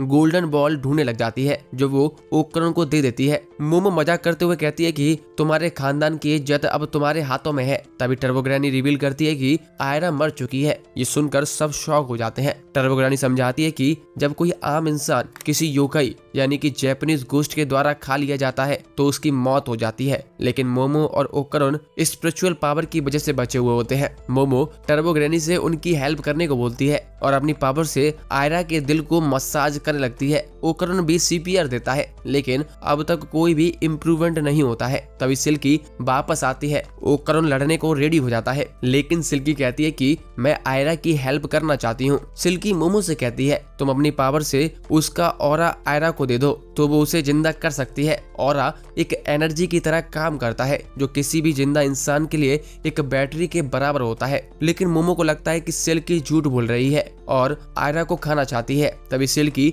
अपने मुंह को तोड़ लेती है और कहती है, अब मैं किसी को नहीं खा सकती हूँ। टर्बो ग्रैनी कहती है कि सिल्की सही बोल रही है, उनके पास और कोई ऑप्शन नहीं बचा होता है। मोमो तय करती है कि वो सिल्की के ऑरा को आयरा में ट्रांसफर कर देगी, लेकिन अगर सिल्की ने कुछ चालाकी की तो वो उसे खत्म कर देगी। मोमो ओकरुन को रेडी रहने के लिए बोलती है। मोमो ट्रांसफर प्रोसेस स्टार्ट करती है और तभी एक अनएक्सपेक्टेड ट्विस्ट होता है। मोमो को सिल्की की जिंदगी के फ्लैशेस दिखने लगते हैं। सिल्की का असली नाम रिवील होता है और फ्लैशबैक में दिखाया जाता है कि वो एक नॉर्मल इंसान थी। सिल्की एक स्ट्रगलिंग सिंगल मदर थी जो अपनी बेटी के लिए हार्ड वर्क करती थी। उसकी बेटी को एक्रोबैटिक का बहुत शौक था और सिल्की अपनी बेटी के सपना पूरा करने के लिए हर मुश्किल उठाती थी। एक दिन कुछ लोग उसके घर में घुस जाते हैं। ये लोग उसका पैसा और बेटी दोनों ले जाते हैं और सिल्की को मारकर उसे चोटिल कर देते हैं। उसके बाद भी वो घर से निकलकर अपनी बेटी को बचाने की कोशिश करती है, लेकिन सिल्की मारी जाती है और एक योकाई बन जाती है जिससे उसकी मेमोरी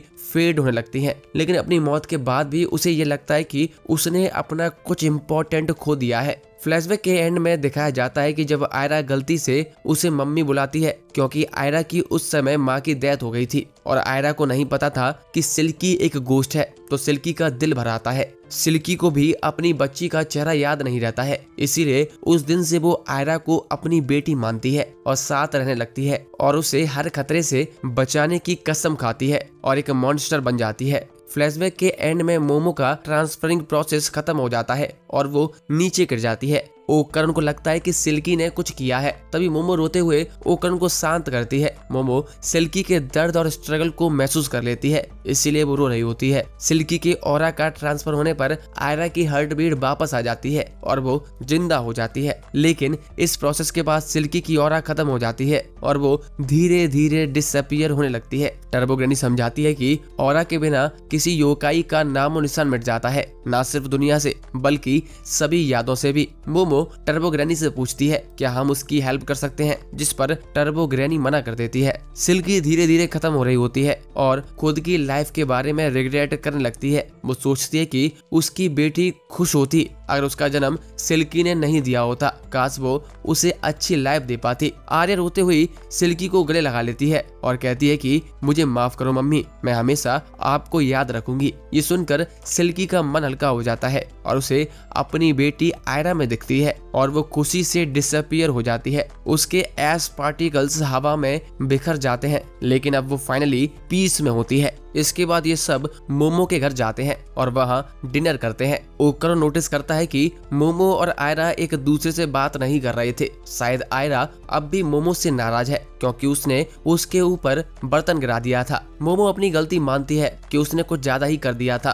और वो उसके लिए आयरा से सॉरी भी बोलती है। लेकिन मोमो चाहती थी कि आयरा भी ओकरन से माफी मांगे उसका मजाक उड़ाने के लिए, फिर उनका हिस्सा बराबर हो जाएगा। आयरा कहती है कि वो मोमो को अपनी दुश्मन सिर्फ इसीलिए नहीं मानती है कि उसने उसके सर पर बर्तन गिरा दिया था, बल्कि इसीलिए मानती है क्योंकि मोमो एक खतरनाक डीमन है। ये सुन मोमो गुस्सा हो जाती है और आयरा से साफ साफ कह देती है कि वो कोई डीमन नहीं है। इसके बाद आयरा ओकरन के बारे में पूछने लग जाती है कि ये तो लड़ाई के टाइम बिल्कुल ही एक डीमन जैसे बन गया था और मोमो की दादी भी इतनी जवान कैसे हो सकती हैं, यानी कि वो दोनों भी डीमंस हैं और मोमो उन दोनों की बॉस होगी। साइको आयरा की बात सुनकर उसे सपोर्ट करती है और कहती है कि मोमो वाकई में एक डीमन है। ये सुनकर मोमो और भड़क जाती है, दोनों में बहस होने लगती है। मोमो का दिमाग खराब होने लगता है तो वो नूडल खाते खाते आयरा को सुनाने लगती है जैसे कि वो कोई रैपर हो। आयरा भी ऐसा ही करती है और दोनों लोग नूडल्स मुंह में रखकर एक दूसरे को सुना रहे होते हैं, जिसको कोई भी नहीं समझ पाता है कि ये क्या बक रहे हैं। ओकरन नूडल्स पर ही फोकस करता है। काफी देर बाद आयरा कहती है वो एक दिन मोमो का खात्मा जरूर कर देगी। मोमो भी उसके चैलेंज को एक्सेप्ट कर लेती है तो सेइको कुछ नहीं बोलती है, पर आयरा को चीयर करने लगती है, जिस पर मोमो गुस्सा हो जाती है। जाने से पहले आयरा ओकरन से पूछती है कि डीमन होने के बावजूद भी उसने आयरा को बार बार क्यों बचाया। ओकरन कहता है कि अगर कोई मुश्किल में हो तो उसकी हेल्प करनी चाहिए, इसके लिए कोई रीजन की जरूरत नहीं है। ये सुनकर आयरा कहती है ओकरन के अंदर अभी भी इंसानी दिल बाकी है, तुम अभी पूरे डीमन नहीं बने हो, मैं तुम्हें एक दिन मोमो के चंगुल से आजाद जरूर करवाऊंगी। इतना कहकर वो शर्माते हुए वहाँ से चली जाती है, जो मोमो को अच्छा नहीं लगता है। इसके बाद टर्बो ग्रैनी ओकरन की बॉल को वापस उसकी सही जगह लगाने की कोशिश करती है। इसके लिए सेइको और टर्बो ग्रैनी एक बेसबॉल गेम खेलते हैं। टर्बो ग्रैनी उस गोल्डन बॉल को जोर से फेंकती है और सेइको उसे अपने बैट से मारने की कोशिश करती है, लेकिन वो चूक जाती है। वो बॉल सीधा ओकरन को लग जाती है। ओकरन चिल्लाता है कि उसे अपनी एक बॉल मिल चुकी है, जिसके लिए सब खुश हो जाते हैं। लेकिन अगले दिन स्कूल में मोमो और ओकरन बात करते हैं कि दूसरी बॉल कहाँ हो सकती है, लेकिन उन्हें कुछ पता नहीं चलता है। मोमो कहती है कि लंच टाइम में उन्हें स्कूल की छत पर मिलना चाहिए। ओकरन मोमो से माफी मांगता है और कहता है कि लंच टाइम में उसे एक रिपोर्ट तैयार करनी है। मोमो कहती है कि ठीक है, वो स्कूल के बाद भी मिल सकते हैं, लेकिन ओकरन उसके लिए भी मना कर देता है क्योंकि उसे कुछ काम है। मोमो मान जाती है और लंच करने अपनी सहेलियों के पास जाती है, पर मोमो को शक हो रहा होता है कि ओकरन कुछ तो छिपा रहा है। मोमो की सहेलियां कहती है कि कहीं उसने दूसरी लड़की तो नहीं पटा ली है। इस पर मोमो कहती है ओकरन कहाँ कोई लड़की पटाएगा, लेकिन फिर वो आयरा के बारे में सोचने लग जाती है। इसके बाद मोमो कोल्ड ड्रिंक लेने जाती है और रास्ते में वो सोच रही थी कि उसे इतनी अजीब फीलिंग क्यों हो रही है। वो ओकरन से मिलना चाहती थी, लेकिन फिर वो सोचती है कि वो अपनी क्लास में रिपोर्ट बना रहा होगा तो उसे डिस्टर्ब करना सही नहीं है। लेकिन तभी मोमो को स्कूल के पीछे ओकरन दिखाई देता है, जो आयरा के ऊपर लेटा होता है, जिसको देखकर मोमो जूस पैक को नीचे गिरा देती है। असल में ओकरन स्कूल के पीछे ट्रेनिंग करने आया था ताकि वो स्ट्रांग बन सके, ताकि जब उनकी अगली लड़ाई हो तो मोमो को उसे बचाने ना आना पड़े। दूसरी बॉल ढूंढने में वो जरूर किसी खतरनाक मॉन्स्टर से टकराएंगे। ओकरन छिप छिप के उसी के लिए ट्रेनिंग कर रहा था। तभी वहाँ पर आयरा आ जाती है। आयरा ओकरन को पसंद करने लगती है और वो उसे किस करने के लिए आगे बढ़ती है, पर ओकरन उसे अपने से दूर ढकेल देता है। ओकरन पूछता है कि ये क्या कर रही हो तुम। आयरा बताती है कि उसने बुक में पढ़ा था कि जब किसी इंसान को अपनी फीलिंग्स के बारे में बताते हैं तो उसे सीधा किस करते हैं और लड़का भी चुपचाप किस को एक्सेप्ट करता है। उसने ऐसा अपने डैड की एक किताब में पढ़ा था और एक वीडियो में भी देखा था। ओकरन आयरा को समझाता है कि ऐसा कुछ नहीं होता है और यह तरीका गलत है। ओकरन को यकीन नहीं होता कि आयरा लड़कों में इतनी फेमस है, फिर भी उसे रोमांस के बारे में कुछ भी नहीं पता है। आयरा बताती है कि पॉपुलर होना अलग बात है, लेकिन उसे रिलेशनशिप का बिल्कुल भी एक्सपीरियंस नहीं है। आयरा फिर से ओकरन को किस करने आती है और ओकरन किसी तरह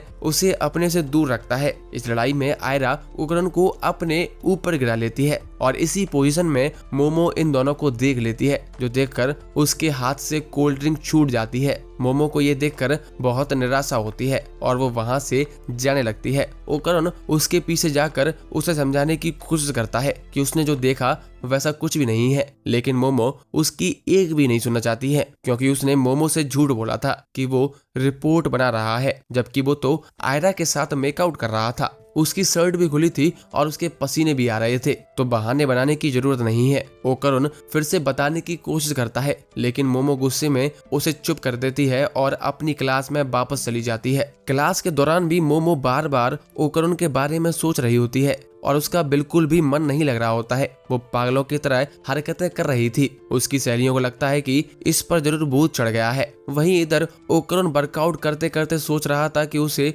मोमो को सब कुछ बता देना चाहिए था कि उसने झूठ बोला था, ताकि वो चुपके से ट्रेनिंग कर सके और मोमो को सरप्राइज कर सके। लेकिन अब उसे बहाने छोड़कर स्ट्रांग होने पर ध्यान देना चाहिए। तभी अचानक ओकरन देखता है कि उसकी क्लास में पानी भर गया था और उसके सारे क्लासमेट्स गायब हो गए थे। तभी उसे बाहर से किसी की आवाज आती है और वो हॉल में जाता है। ये आवाज आयरा की थी। उनके सारे क्लासमेट्स गायब हो चुके होते हैं और विंडोज के बाहर गुप अंधेरा है। आयरा को लगता है कि ये काम जरूर मोमो का होगा। ओकरन अब मोमो को ढूंढने जाता है, लेकिन वो अपनी क्लास में नहीं थी। ओकरन को लगता है जैसे वो इस तरह की जगह पर पहले भी आ चुका है। वहीं इधर मोमो विंडो खोलकर यहाँ से भागने की कोशिश कर रही थी, लेकिन विंडोज पूरी तरह से लॉक्ड थी। मोमो सोच में लग जाती है कि पता नहीं ओकरन कहाँ होगा और ये सब सिर्फ उसी के साथ हो रहा है क्या। लेकिन ओकरन के बारे में सोचकर उसे फिर से गुस्सा आ जाता है। तभी उसे अपने पीछे कुछ आवाज आती है और वहाँ वो एक बड़े से सांप जैसे क्रिएचर को देखती है और छिपकर उस पर नजर रखती है। वो मॉन्स्टर पानी में वेव छोड़ता है, जो कि मोमो से टकरा कर रुक जाती है, जिससे मॉन्स्टर को मोमो की मौजूदगी का पता लग जाता है और वो एक तबाही कर देने वाली लेजर बीम छोड़ता है, जो कि बिल्डिंग को तहस नहस कर देती है। मॉन्स्टर देखता है कि वहाँ कोई भी नहीं है, तो वो जाने लगता है। लकीली मोमो सेफ होती है। अब मोमो को ओकरन की और ज्यादा चिंता होने लगती है। दूसरी तरफ ओकरन और आयरा को मॉन्स्टर के अटैक की आवाज सुनाई देती है। ओकरन को समझ आ जाता है कि ये उसके साथ पहले भी हुआ है। जब वो मोमो के ग्रैनी के घर था, तब एलियन ने उन पर अटैक कर दिया था, जिसको सुनकर आयरा को विश्वास नहीं होता कि एलियन होते हैं। ओकरन उसको समझाते हुए कहता है कि एलियन इंसानों के रिप्रोडक्टिव ऑर्गन्स में इंटरेस्टेड है। तभी उनके सामने एक केकड़ा जैसे मॉन्स्टर आ जाता है, जो कि बिना वार्निंग आयरा पर अटैक कर देता है। ओकरन ट्रांसफॉर्म होकर आयरा को बचा लेता है और आयरा से जाने को कहता है, क्योंकि वो उसे डिस्ट्रैक्ट कर रही है। तभी अचानक से ओकरन जमीन पर गिर जाता है। उसे एक अजीब सा प्रेशर फील होता है, जिसके कारण उसका ट्रांसफॉर्मेशन भी हट जाता है। तभी हम देखते हैं कि वहाँ वही 3 एलियंस आ जाते हैं जिन्होंने मोमो को किडनैप किया था। वो एलियंस कहते हैं कि उन्हें ओकरन का केला चाहिए। आयरा क्रॉस दिखाते हुए ओकरन को बचाने की कोशिश करती है, जिस पर ओकरन बोलता है कि यहाँ से भाग जाओ। ये एलियन लड़कियों के ऑर्गन्स में इंटरेस्टेड है, लेकिन एलियंस अभी आयरा में इंटरेस्टेड नहीं होते। वो आयरा को दूर फेंक देते हैं। एलियन आपस में बात करते हैं कि हमने ये बैरियर बनाया था जिसमें केवल हाई स्पिरिचुअल प्रेशर वाले लोग ही एंटर कर सकते हैं, लेकिन ये लड़की कैसे आ गई। एलियंस ओकरन से कहते हैं उन्हें उसका केला चाहिए, क्योंकि उसकी पावर्स बहुत स्पेशल है और विज्ञान से कहीं आगे हैं। इसीलिए वो उस पर रिसर्च करना चाहते हैं और अपने अंदर ट्रांसप्लांट भी करना चाहते हैं। ओकरुन कंप्लीटली हेल्पलेस हो गया होता है। वो एलियन से कहता है कि ये उसकी पावर नहीं है बल्कि कर्ज की पावर है। वो असल में एक डरपोक कमजोर इंसान है। एलियन कहता है कि वो रिसर्च में सब पता कर लेंगे। अब एलियंस ओकरुन को हवा में उड़ा देते हैं और अपने इंस्ट्रूमेंट निकाल कर ऑपरेशन के लिए रेडी हो जाते हैं। लेकिन तभी उन सभी को गुलाबी बाल का अटैक होता है जो कि उन्हें दूर फेंक देते हैं। सभी शॉक्ड हो जाते हैं। तभी हमें पता चलता है ये कोई और नहीं बल्कि आयरा होती है, जिसके पास अब सिल्की की पावर आ गई होती है और वो उसका इस्तेमाल ओकरुन को बचाने में करेगी। लेकिन अब ओकरुन पूरी तरह से नंगा हो गया था, जिसको देखकर आयरा शर्मा जाती है। अब सिर्फ एक सर्पो एलियन बचा होता है जो आयरा से कहता है कि तुम्हारे अंदर भी सुपर पावर है, शायद इसीलिए तुम हमारे डोमेन में एंटर कर पाई हो, तो हम तुम्हारा भी बनाना ले लेंगे। फिर वो अपने बॉक्सिंग वाले एलियन को उन पर अटैक करने के लिए भेजता है, जबकि ओकरुन एक क्लास में कपड़े ढूंढ रहा होता है। बॉक्सिंग एलियन गुनगुनाते हुए आयरा से लड़ रहा था। तभी आयरा उससे बचकर सीधा सर्पो एलियन पर अटैक कर देती है, लेकिन एलियन अपनी साइकिक पावर का यूज करके आयरा को दूर फेंक देता है। आयरा सोचती है कि ये क्या हुआ। बॉक्सिंग एलियन आयरा पर अटैक करना जारी रखता है, लेकिन आयरा उसके पंचेस को डॉज करती जाती है और उसका एक भी पंचेस आयरा को नहीं लगते हैं। और फिर आयरा उसे जोर से लात मार देती है, जिससे वो एलियन सीधा सीलिंग से टकरा जाता है और उसका सर वहीं पर अटक जाता है। इसके बाद आयरा सीधा सर्पो की तरफ जाती है, लेकिन वो अपनी पावर से आयरा को पकड़ लेता है, जिससे वो अपने नॉर्मल फॉर्म में आ जाती है। सर्पो उसका मजाक उड़ाता है और खुश होता है कि एक जगह पर इतने सुपर पावर्ड लोग हैं। आयरा देखती है कि वो दो सर्पो एलियंस भी अपने ओरिजिनल फॉर्म में आ गए थे और बोलते हैं कि उसकी स्पीड अच्छी है, लेकिन वो उतनी ज्यादा पावरफुल नहीं है। फिर वो बोलते हैं कि अब हम तुम्हारा बनाना भी ले लेंगे। आयरा कहती है कि मेरा तुम कुछ भी नहीं उखाड़ सकते हो। तभी बॉक्सिंग एलियन आयरा के पेट में जोर से पंच मार देता है, जिससे वो दीवार तोड़कर क्लास में गिर जाती है। अब ओकरुन आयरा को बचाने के लिए बाहर आता है, लेकिन वो अब भी नंगा होता है। वो धीरे धीरे आयरा के पास आता है और कहता है कि लड़की को छोड़ दे और अपने टर्बो ग्रैनी वाले फॉर्म में ट्रांसफॉर्म हो जाता है। लेकिन एलियंस भी अपनी साइकिक पावर से ओकरुन को नॉर्मल कर देते हैं। एलियंस बोलते हैं कि जब तक हम तीनों साथ होते हैं तो अपनी पावर मिलाकर वो एक ऑसम जोन बना सकते हैं, जिसमें ट्रांसफॉर्म होना तो क्या, खड़ा होना भी नामुमकिन होता है। लेकिन इसमें एक दिक्कत है कि इस जोन में वो एलियंस खुद नहीं एंटर कर सकते, इसीलिए उन्होंने बॉक्सिंग एलियन को बुलाया था, जो इन दोनों को इतना मार देगा कि ये हिलने लायक भी नहीं रहेंगे। बॉक्सिंग एलियन ओकरुन के सर में पंच मारता है, जिससे आयरा को उसकी चिंता हो रही होती है। लेकिन अचानक ओकरुन उसके पंच को रोक लेता है और टर्बो ग्रैनी वाले फॉर्म में ट्रांसफॉर्म होकर उस एलियन को दूर फेंक देता है। सर्पो एलियन को समझ नहीं आता कि ये ऑसम जोन के बाहर कैसे निकल गया। लेकिन तभी हम देखते हैं कि मोमो यहाँ आ गई थी और वो अपनी पावर से उन एलियंस के ऑसम जोन को कैंसिल कर रही थी। ओकरुन मोमो को देखकर खुश हो जाता है, जबकि मोमो अभी भी मिसअंडरस्टैंडिंग के कारण उससे गुस्सा होती है। अब ओकरुन और आयरा दोनों अपने भूतिया फॉर्म में ट्रांसफॉर्म हो जाते हैं और रश कर देते हैं। लेकिन जैसे ही मोमो ओकरुन का पिछवाड़ा देखती है तो वो अपना कंट्रोल खो देती है। एलियंस अब इस मौके का फायदा उठाने का सोचते हैं और बॉक्सिंग एलियन को लात मारकर जगाने लगते हैं। अगर तूने अपना काम ठीक से नहीं किया तो तेरी पेमेंट से 60% काट लेंगे। लेकिन वो एलियन बहुत थक चुका था, तो सर्पो एलियन उसके अंदर एक पावर बूस्टर इंजेक्शन लगा देते हैं, जिससे वो एलियन अब 24 घंटे तक लड़ सकता है और वो देखने में भी थोड़ा बदल गया होता है और वो मेरा जूता है जापानी टाइप का गाना भी गाने लगता है। उसके बाद वो आयरा और ओकरुन पर शॉक वेव से अटैक करता है। मोमो फिर से अपनी पावर यूज करने लगती है। सर्पो एलियंस की साइकिक पावर फिर से बेकार हो गई थी, तो वो बॉक्सिंग एलियन को ऑर्डर देते हैं कि वो मोमो को अपना टारगेट बना ले। आयरा उसे अटैक करने जाती है तो वो उसे अपर कट मार कर ऊपर छत में घुसा देता है और उसके पंचेस इतने तेज थे कि मोमो उन्हें देख भी नहीं पाती है। लकीली ओकरुन को वो पंचेस दिख रहे होते हैं और वो बॉक्सिंग एलियन के पंचेस से आयरा को बचा लेता है और आयरा उसके सर पे जोर से लात मार देती है। ये दोनों ऐसे ही साथ मिलकर उससे लड़ते रहते हैं और बॉक्सिंग एलियन को नॉकआउट कर देते हैं। अचानक ही उनके पैर के नीचे का पानी हरा रंग का हो जाता है और फिर पूरी जगह में भर जाता है। उनके पाँव के नीचे से जमीन गायब हो गई थी। मोमो देखती है कि स्कूल की दीवार और छत भी पानी में बदल गई हैं। मतलब अब उन्हें सिर्फ तैरते रहना होगा। और पानी के अंदर मोमो को वो गॉडजिला टाइप का क्रिएचर भी दिखाई देता है, जिसको देखकर वो सभी भागने का फैसला करते हैं। इस क्रिएचर का नाम नेसी है और ओकरुन सभी को नेसी के बारे में बता बताने लगता है। आयरा ओकरन को देखकर उस पर लट्टू होने लगती है, जिसे देख मोमो को उससे जलन होने लगती है। हमें पता चलता है कि एलियंस ने ही नेसी को मोमो पर अटैक करने भेजा था, जिससे वो ओकरन से दूर रहे। एक एलियन नेसी से कहता है वो उसका 60% पेमेंट काट लेंगे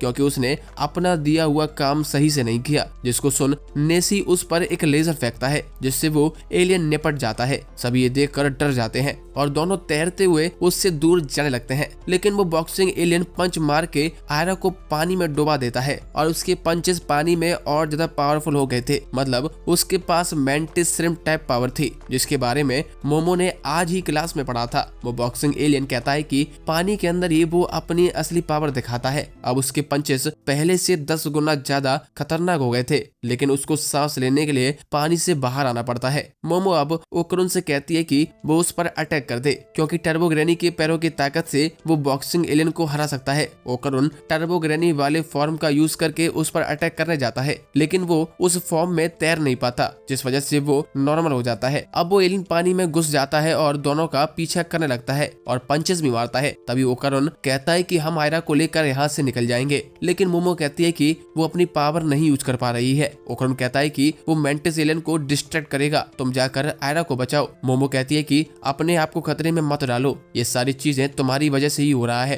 क्योंकि तुम आयरा के साथ पप्पियां जप्पियां कर रहे थे। जिसको सुन ओकरुन उसको समझाने की कोशिश करता है और उसका हाथ पकड़कर कहता है अगर तुम्हें मेरी कोई बात परेशान कर रही है तो मुझसे पूछो, मुझे दुनिया से मतलब नहीं है कि किसको मिसअंडरस्टैंडिंग हुई है और किसको नहीं, लेकिन मैं नहीं चाहता कि तुम्हें मिसअंडरस्टैंडिंग हो। एटलीस्ट मुझे एक्सप्लेन करने का मौका तो दो। जिसको सुन मोमो चुप हो जाती है। तभी वो मेंटिस एलियन अटैक कर देता है। ओकरुन मोमो को पानी के नीचे ले जाता है और दोनों लोग एक दूसरे के बहुत करीब हो जाते हैं। तभी वो दोनों बाहर आते हैं। ओकरुन सॉरी बोलता है और कहता है कि मैं तुम्हें कभी भी टच नहीं करूंगा। तभी मोमो को आइडिया आता है। वो ओकरुन की पीठ पर बैठ जाती है और अपनी पावर से उसको ढकेलती है, जिससे ओकरुन एक नाव की तरह तैरने लगता है। मेंटिस एलियन भी उसके पीछे लग जाता है। मोमो अपनी पावर से ओकरुन को उड़ा देती है और ऊपर चली जाती है। मोमो आयरा को पकड़ती है और अपनी पावर से उसके मुंह से पानी निकाल कर उसे होश में लाती है। होश में आने के बाद मोमो आयरा से कहती है कि अपने कपड़े उतार लो क्योंकि वो गीले हैं, जिससे पानी में तैरना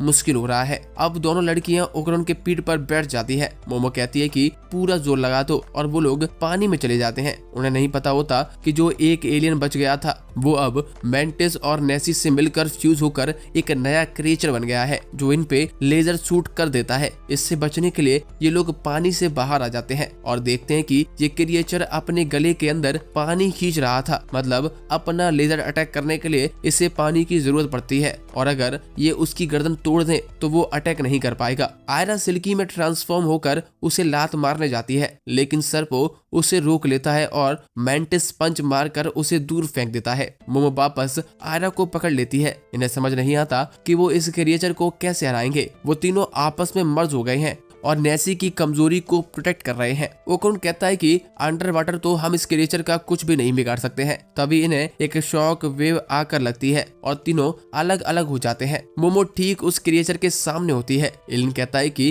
पहले हम तुम्हें मार देंगे। मोमो अपनी पावर से यहाँ का पानी हटा देती है और उस मेंटिस का हाथ टूट जाता है। मोमो कहती है कि मेंटिस के पंचेस अंडर वाटर बहुत पावरफुल होते हैं, लेकिन पानी के बाहर उतने ही कमजोर होते हैं और उसने आज ही ये अपनी क्लास में पढ़ा था। लेकिन वो अपनी साइज चेंज करके अपने मुंह से मोमो को पकड़ लेता है और उस पर लेजर शूट करने लगता है, लेकिन आयरा अपने बालों का यूज करके उसका गला दबा देती है। अब ओकरुन तैर नहीं सकता, लेकिन आयरा के बालों पर भाग तो सकता है। ओकरुन अब फुल थ्रोटल में नीचे जाता है। वो मोमो को पकड़ता है और उस क्रिएचर के 2 टुकड़े कर देता है। एलियन के खत्म होने पर उनका डोमेन भी गायब हो जाता है और ये दोनों वापस अपने स्कूल में लौट जाते हैं। सॉलिड जमीन पर आकर इन्हें बहुत ही खुशी होती है और दोनों हंसने लगते हैं, लेकिन फिर इन्हें याद आता है कि ये दोनों नंगे थे और स्कूल के बीच में लेटे हुए हैं। सभी स्टूडेंट्स इन्हें इस हालत में देख लेते हैं और पूछने लगते हैं कि वो दोनों नंगे होकर यहाँ क्यों लेटे हैं। दोनों अब जोर से भागना शुरू कर देते हैं और आयरा भी इनके पीछे भागती है। सब इनसे यही पूछ रहे थे कि ये तीनों नंगे क्यों हैं। इसके बाद ये तीनों अपने स्पोर्ट्स वाले कपड़े पहनते हैं और स्कूल की नर्स इनसे पूछती है कि ये नंगे क्यों थे, क्या कोई उन्हें बुली कर रहा था और उसने इन्हें कपड़े उतारने को बोला होगा। ये तीनों मना करते हैं तो नर्स कहती है कि इन्हें उससे कुछ नहीं छुपाना चाहिए क्योंकि उसे खुद बुलिंग टीम से बहुत नफरत है। तभी यहाँ एक स्टाफ मेंबर आ जाता है और नर्स से कहता है कि उसके लिए टीचर्स ऑफिस का कॉल है। नर्स उसके टकले पर हाथ मारते हुए बोलती है, कितनी बार कहा है बिना नॉक किए दरवाजा मत खोला करो। वो आदमी को पनिश करने लगती है। नर्स वापस आकर कहती है कि मैं जा रही हूँ, तुम लोग जितना चाहो यहाँ रुक सकते हो। मोमो अब सोचने लग जाती है कि अब वो क्या करे, लोगों ने उन्हें कितनी बुरी हालत में देख लिया है। वहीं आयरा रोते हुए कहती है कि अब उसकी पॉपुलर और इनोसेंट इमेज का क्या होगा। मोमो उन एलियंस को कोसने लग जाती है, वो उनके पीछे क्यों पड़े हैं। मोमो अब आयरा से पूछती है कि वो एक्रोबैटिक सिल्की की पावर कैसे यूज कर रही थी। आयरा बताती है कि लड़ाई के दौरान ही उसकी पावर्स जा गई थी, आखिर वो ऊपर वाले की चुनी हुई है। मोमो समझ जाती है कि एक्रोबैटिक सिल्की ने अपना ऑरा आयरा को दिया था, तो उससे उसकी पावर्स भी मिल गई। अब ये सुनकर ओकरन बोलता है कि फिर तो एलियंस आयरा को भी अपना टारगेट बनाएंगे। ये सुन आयरा शर्माने लगती है कि ओकरन उसकी कितनी चिंता करता है। ओकरन आगे बोलता है कि ये लोग उन एलियंस से इसीलिए बच गए क्योंकि इनके पास भूतों यानी योकाई की पावर है, लेकिन जब तक इनके पास ये पावर्स है एलियंस इन पर अटैक करते ही रहेंगे। मोमो कहती है कि अगर उन्हें भूतों की पावर्स चाहिए तो सीधा भूतों पर ही अटैक क्यों नहीं करते हैं। ये सुनकर ओकरन समझ जाता है कि एलियंस के पास इतनी एडवांस टेक्नोलॉजी होने के बावजूद भी उन्होंने अब तक अर्थ पर कब्जा क्यों नहीं किया। ओकरन हमेशा सोचता था कि ऐसा क्यों है, पर अब उसे समझ आया है क्योंकि अर्थ पे खतरनाक भूत प्रेत रहते हैं, इसीलिए सिर्फ जापान ही नहीं बल्कि पूरी दुनिया में भूत प्रेत के किस्से कहानियां सुनाई जाते हैं। तो आसान शब्दों में कहा जाए तो ये भूत प्रेत ही दुनिया को एलियंस के हमले से बचा रहे हैं। इतनी साइंटिफिक टेक्नोलॉजी होने के बाद भी एलियंस योकाई को हरा नहीं सकते, इसीलिए वो ओकरन जैसे लोगों को टारगेट कर रहे हैं ताकि वो उन पर रिसर्च कर सके और ऐसी टेक्नोलॉजी बना सके जिससे वो योकाई के खिलाफ जीत हासिल कर पाए। और ओकरन को तो ये भी लगता है कि उसकी दूसरी गोल्डन बॉल एलियन नहीं उठा ली होगी। ओकरन की बातें मोमो और आयरा दोनों के सर के ऊपर चली जाती है और उन्हें अब भी इस बात की चिंता होती है कि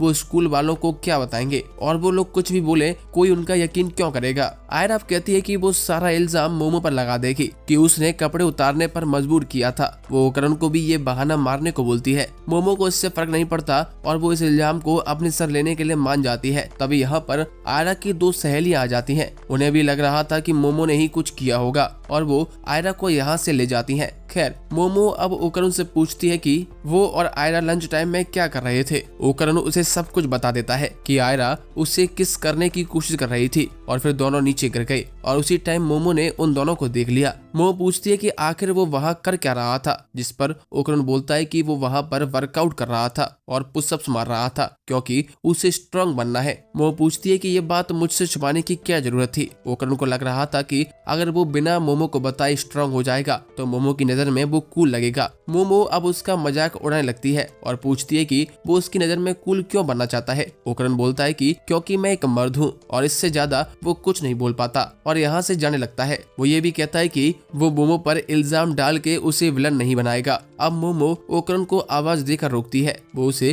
कुछ कहना चाहती थी और दोनों लोगों के बीच में रोमांटिक टेंशन होने लगती है। तभी मोमो की दोनों सहेलियां यहाँ आ जाती हैं। वो कहती हैं कि मोमो अचानक ही उनके क्लास से गायब हो गई थी और वो भी पूछने लगती हैं कि ये लोग नंगे क्यों थे। मोमो कहती है कि अगर वो उन्हें बताएगी तो भी उन्हें समझ नहीं आ पाएगा। अब उसकी सहेलियां कहती हैं कि उसे सब समझ आ गया है, क्लास डी में आयरा नाम की लड़की है और वो नंगी थी। इसका मतलब मोमो, आयरा और ओकरन के बीच में लव ट्रायंगल चल रहा है और दोनों लड़कियां ओकरन का दिल जीतने के लिए आपस में लड़ रही थी। इसलिए मोमो उस श्रिम्प्स को इतने गौर से देख रही थी ताकि वो उसकी तरह पंच करना सीख जाए और लड़ाई में आयरा को हरा दे। मोमो कहती है चुप करो, जबकि दूसरी फ्रेंड ओकरन पर फोकस करके कहती है अपराधी है ये। दूसरी तरफ आयरा को उसकी क्लास वालों ने घेर लिया था और वो सब उसे बेचारी समझ रहे थे। आयरा कहती है कि वो उस बारे में कोई भी बात नहीं करना चाहती, पर तभी उसके क्लासमेट्स बात करने लगते हैं कि ये सब उस लड़की मोमो ने किया होगा। वो जरूर आयरा की खूबसूरती से जलती है, हम मोमो से बदला जरूर लेंगे और उसे इसकी सजा मिलनी चाहिए। उन्हें मोमो के बारे में और भी गंदे रूमर्स फैलाने चाहिए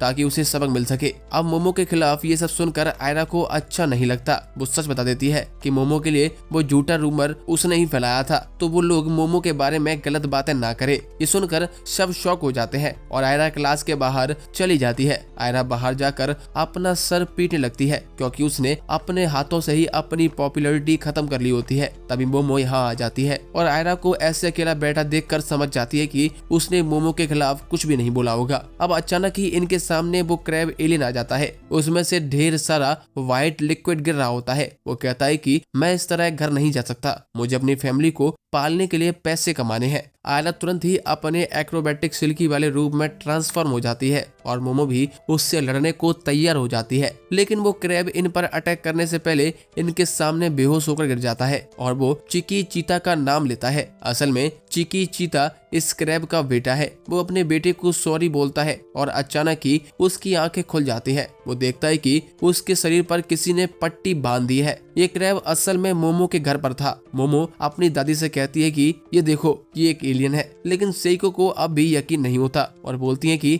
ये तो कोई समुद्री मॉन्स्टर लग रहा है, ये एलियन जैसा तो बिल्कुल नहीं लगता। वो क्रैब अब इनकी बातें सुनकर खड़ा होता है और मोमो उससे कहती है कि लड़ने की कोशिश मत करना, मेरी दादी अब हमारे साथ है। वो क्रैब देखता है कि उसके बिस्तर पर कुछ खाने को भी रखा हुआ है। ये सब देखकर वो एलियन रोने लगता है और कहता है कि मेरा इतना अच्छा ख्याल आज तक किसी ने नहीं रखा, मैं अब कभी भी तुमसे लड़ाई नहीं करूंगा। इतना बोलकर वो उस करी को खाने लगता है। इसके बाद वो और भी खाना खाने लगता है। अब सभी लोग भी खाना खाने लगते हैं और लड़ते हैं हमेशा की तरह। काफी देर तक लड़ने के बाद ये लोग खाना खत्म करते हैं और फिर क्रैब बताता है कि मेरा बेटा बीमार है, वो जब भी बाथरूम जाता है तो उसका ढेर सारा खून बहने लगता है और हर दिन उसे नया खून चढ़ाना पड़ता है वरना वो मर जाएगा। क्रैब की वाइफ को भी ये बीमारी थी और वो पहले ही मर गई थी और अपने बेटे के ट्रीटमेंट के लिए उसे ढेर सारे पैसे की जरूरत है। वो बोलता है कि मेरे प्लेनेट पर जंग छिड़ी हुई है, इसीलिए मैं पैसे कमाने के लिए बाहर निकल गया। उसका शरीर बहुत मजबूत होता है, इसीलिए उन्हें बॉडी गार्ड टाइप का काम ही मिलता है,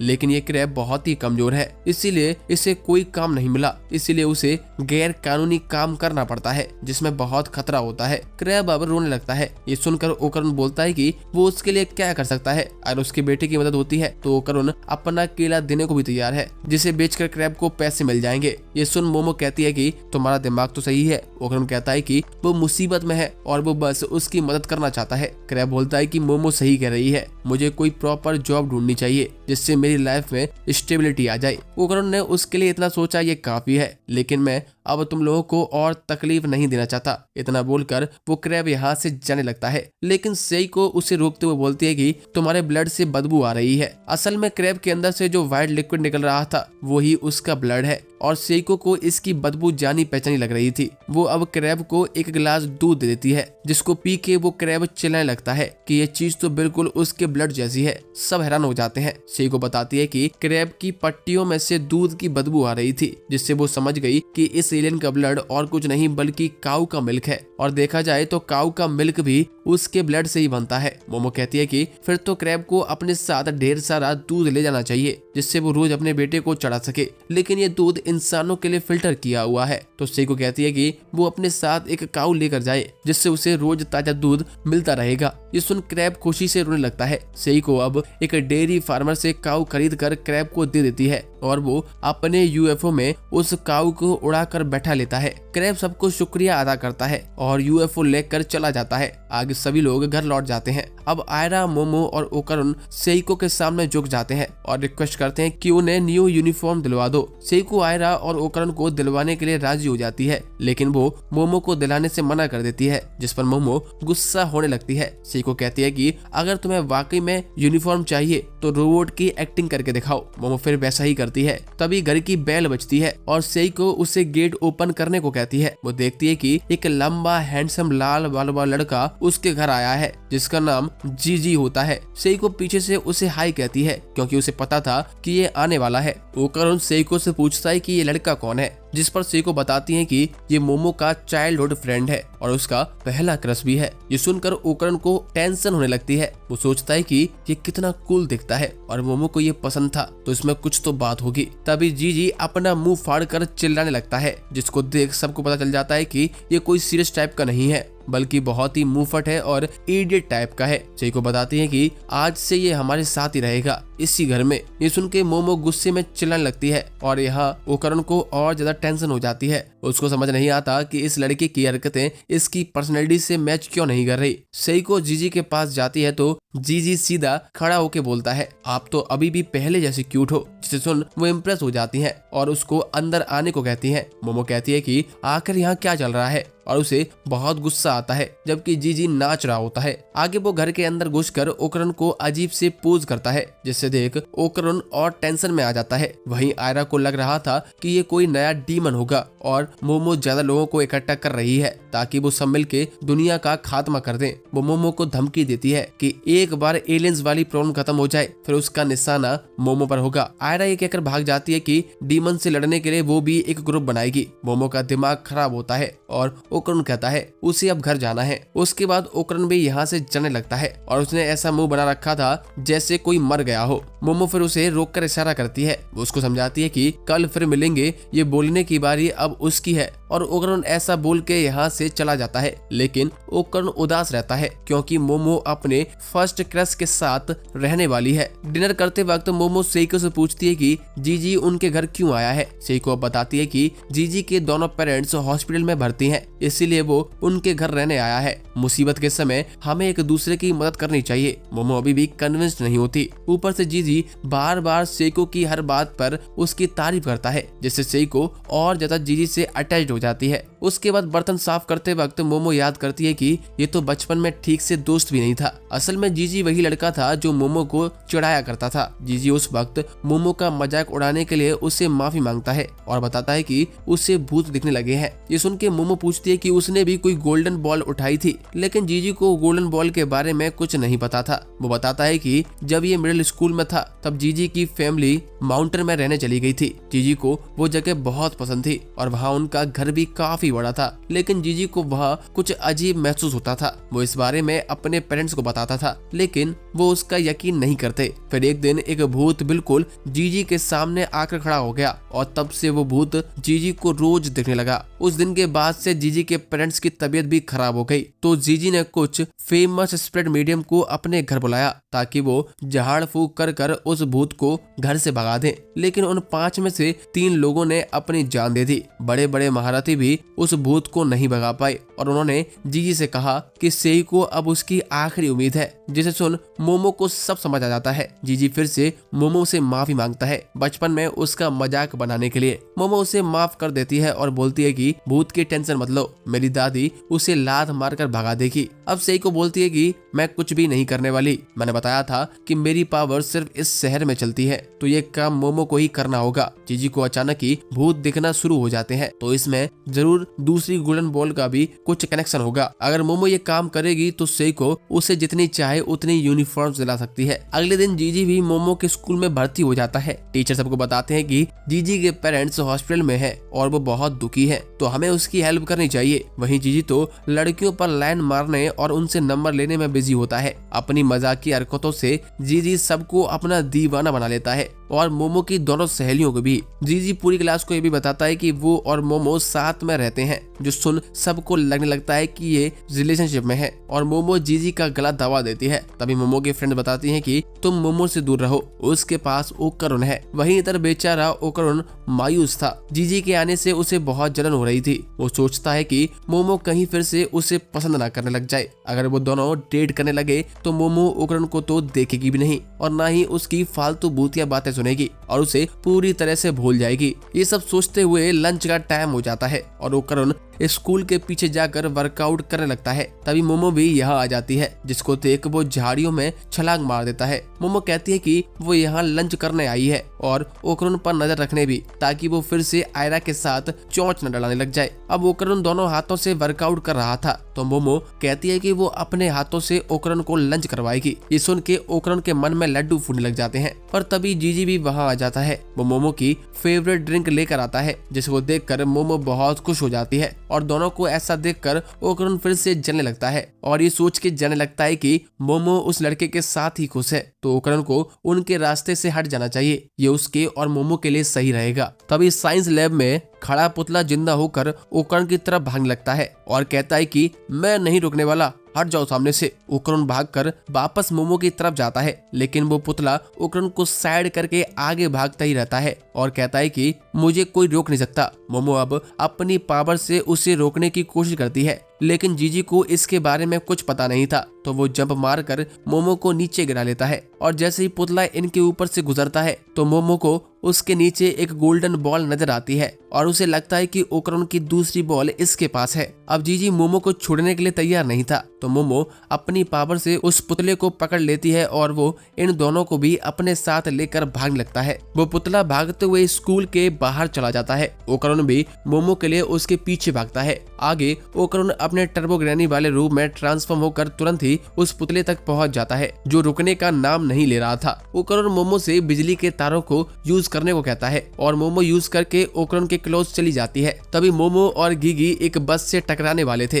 पर ओकरन उन्हें बचा लेता है। उसके बाद वो मोमो और जीजी को अपने पीठ पर बैठा कर भागने लगता है, लेकिन गीगी चिल्लाता है कि मॉन्स्टर ने हमें पकड़ लिया है। मोमो उसे समझाती है कि ये ओकरन है जो कि हमारी साइड है, ये वही चश्मे वाला लड़का है। मोमो अब फिर से उस पुतले को पकड़ लेती है और जोर से अपनी तरफ खींचने लग जाती है, पर वो पुतला हार मानने को तैयार नहीं था। मोमो अपनी पावर से पुतले को पकड़ती है जो बिजली के खंभे से लटक जाता है और वो अपने शरीर के ढेर सारे टुकड़े कर लेता है, जिससे मोमो की पकड़ उससे छूट जाती है और वो टुकड़ों को जोड़कर फिर से भागने लगता है और ये लोग उसे खो देते हैं। उसके बाद ओकरन वापस अपने नॉर्मल रूप में आ जाता है, जो देखकर गीगी हैरान रह जाता है। ओकरन पूछता है कि अब हम क्या करें, वो किस तरफ गया है हमें ये भी नहीं पता। अब मोमो के हाथ में कुछ था जिसे वो मुक्का मारती है और उन्हें इस पुतले के चिल्लाने की आवाज आती है। आवाज का पीछा करते हुए ये लोग एक कबाड़ खाने में जाते हैं जहाँ इन्हें वो पुतला मिल जाता है। मोमो बताती है कि उसने खुद के टुकड़े किए थे, तब मोमो ने उसका हर्ड पकड़ लिया था। वो इसे ही मुक्का मार रही थी,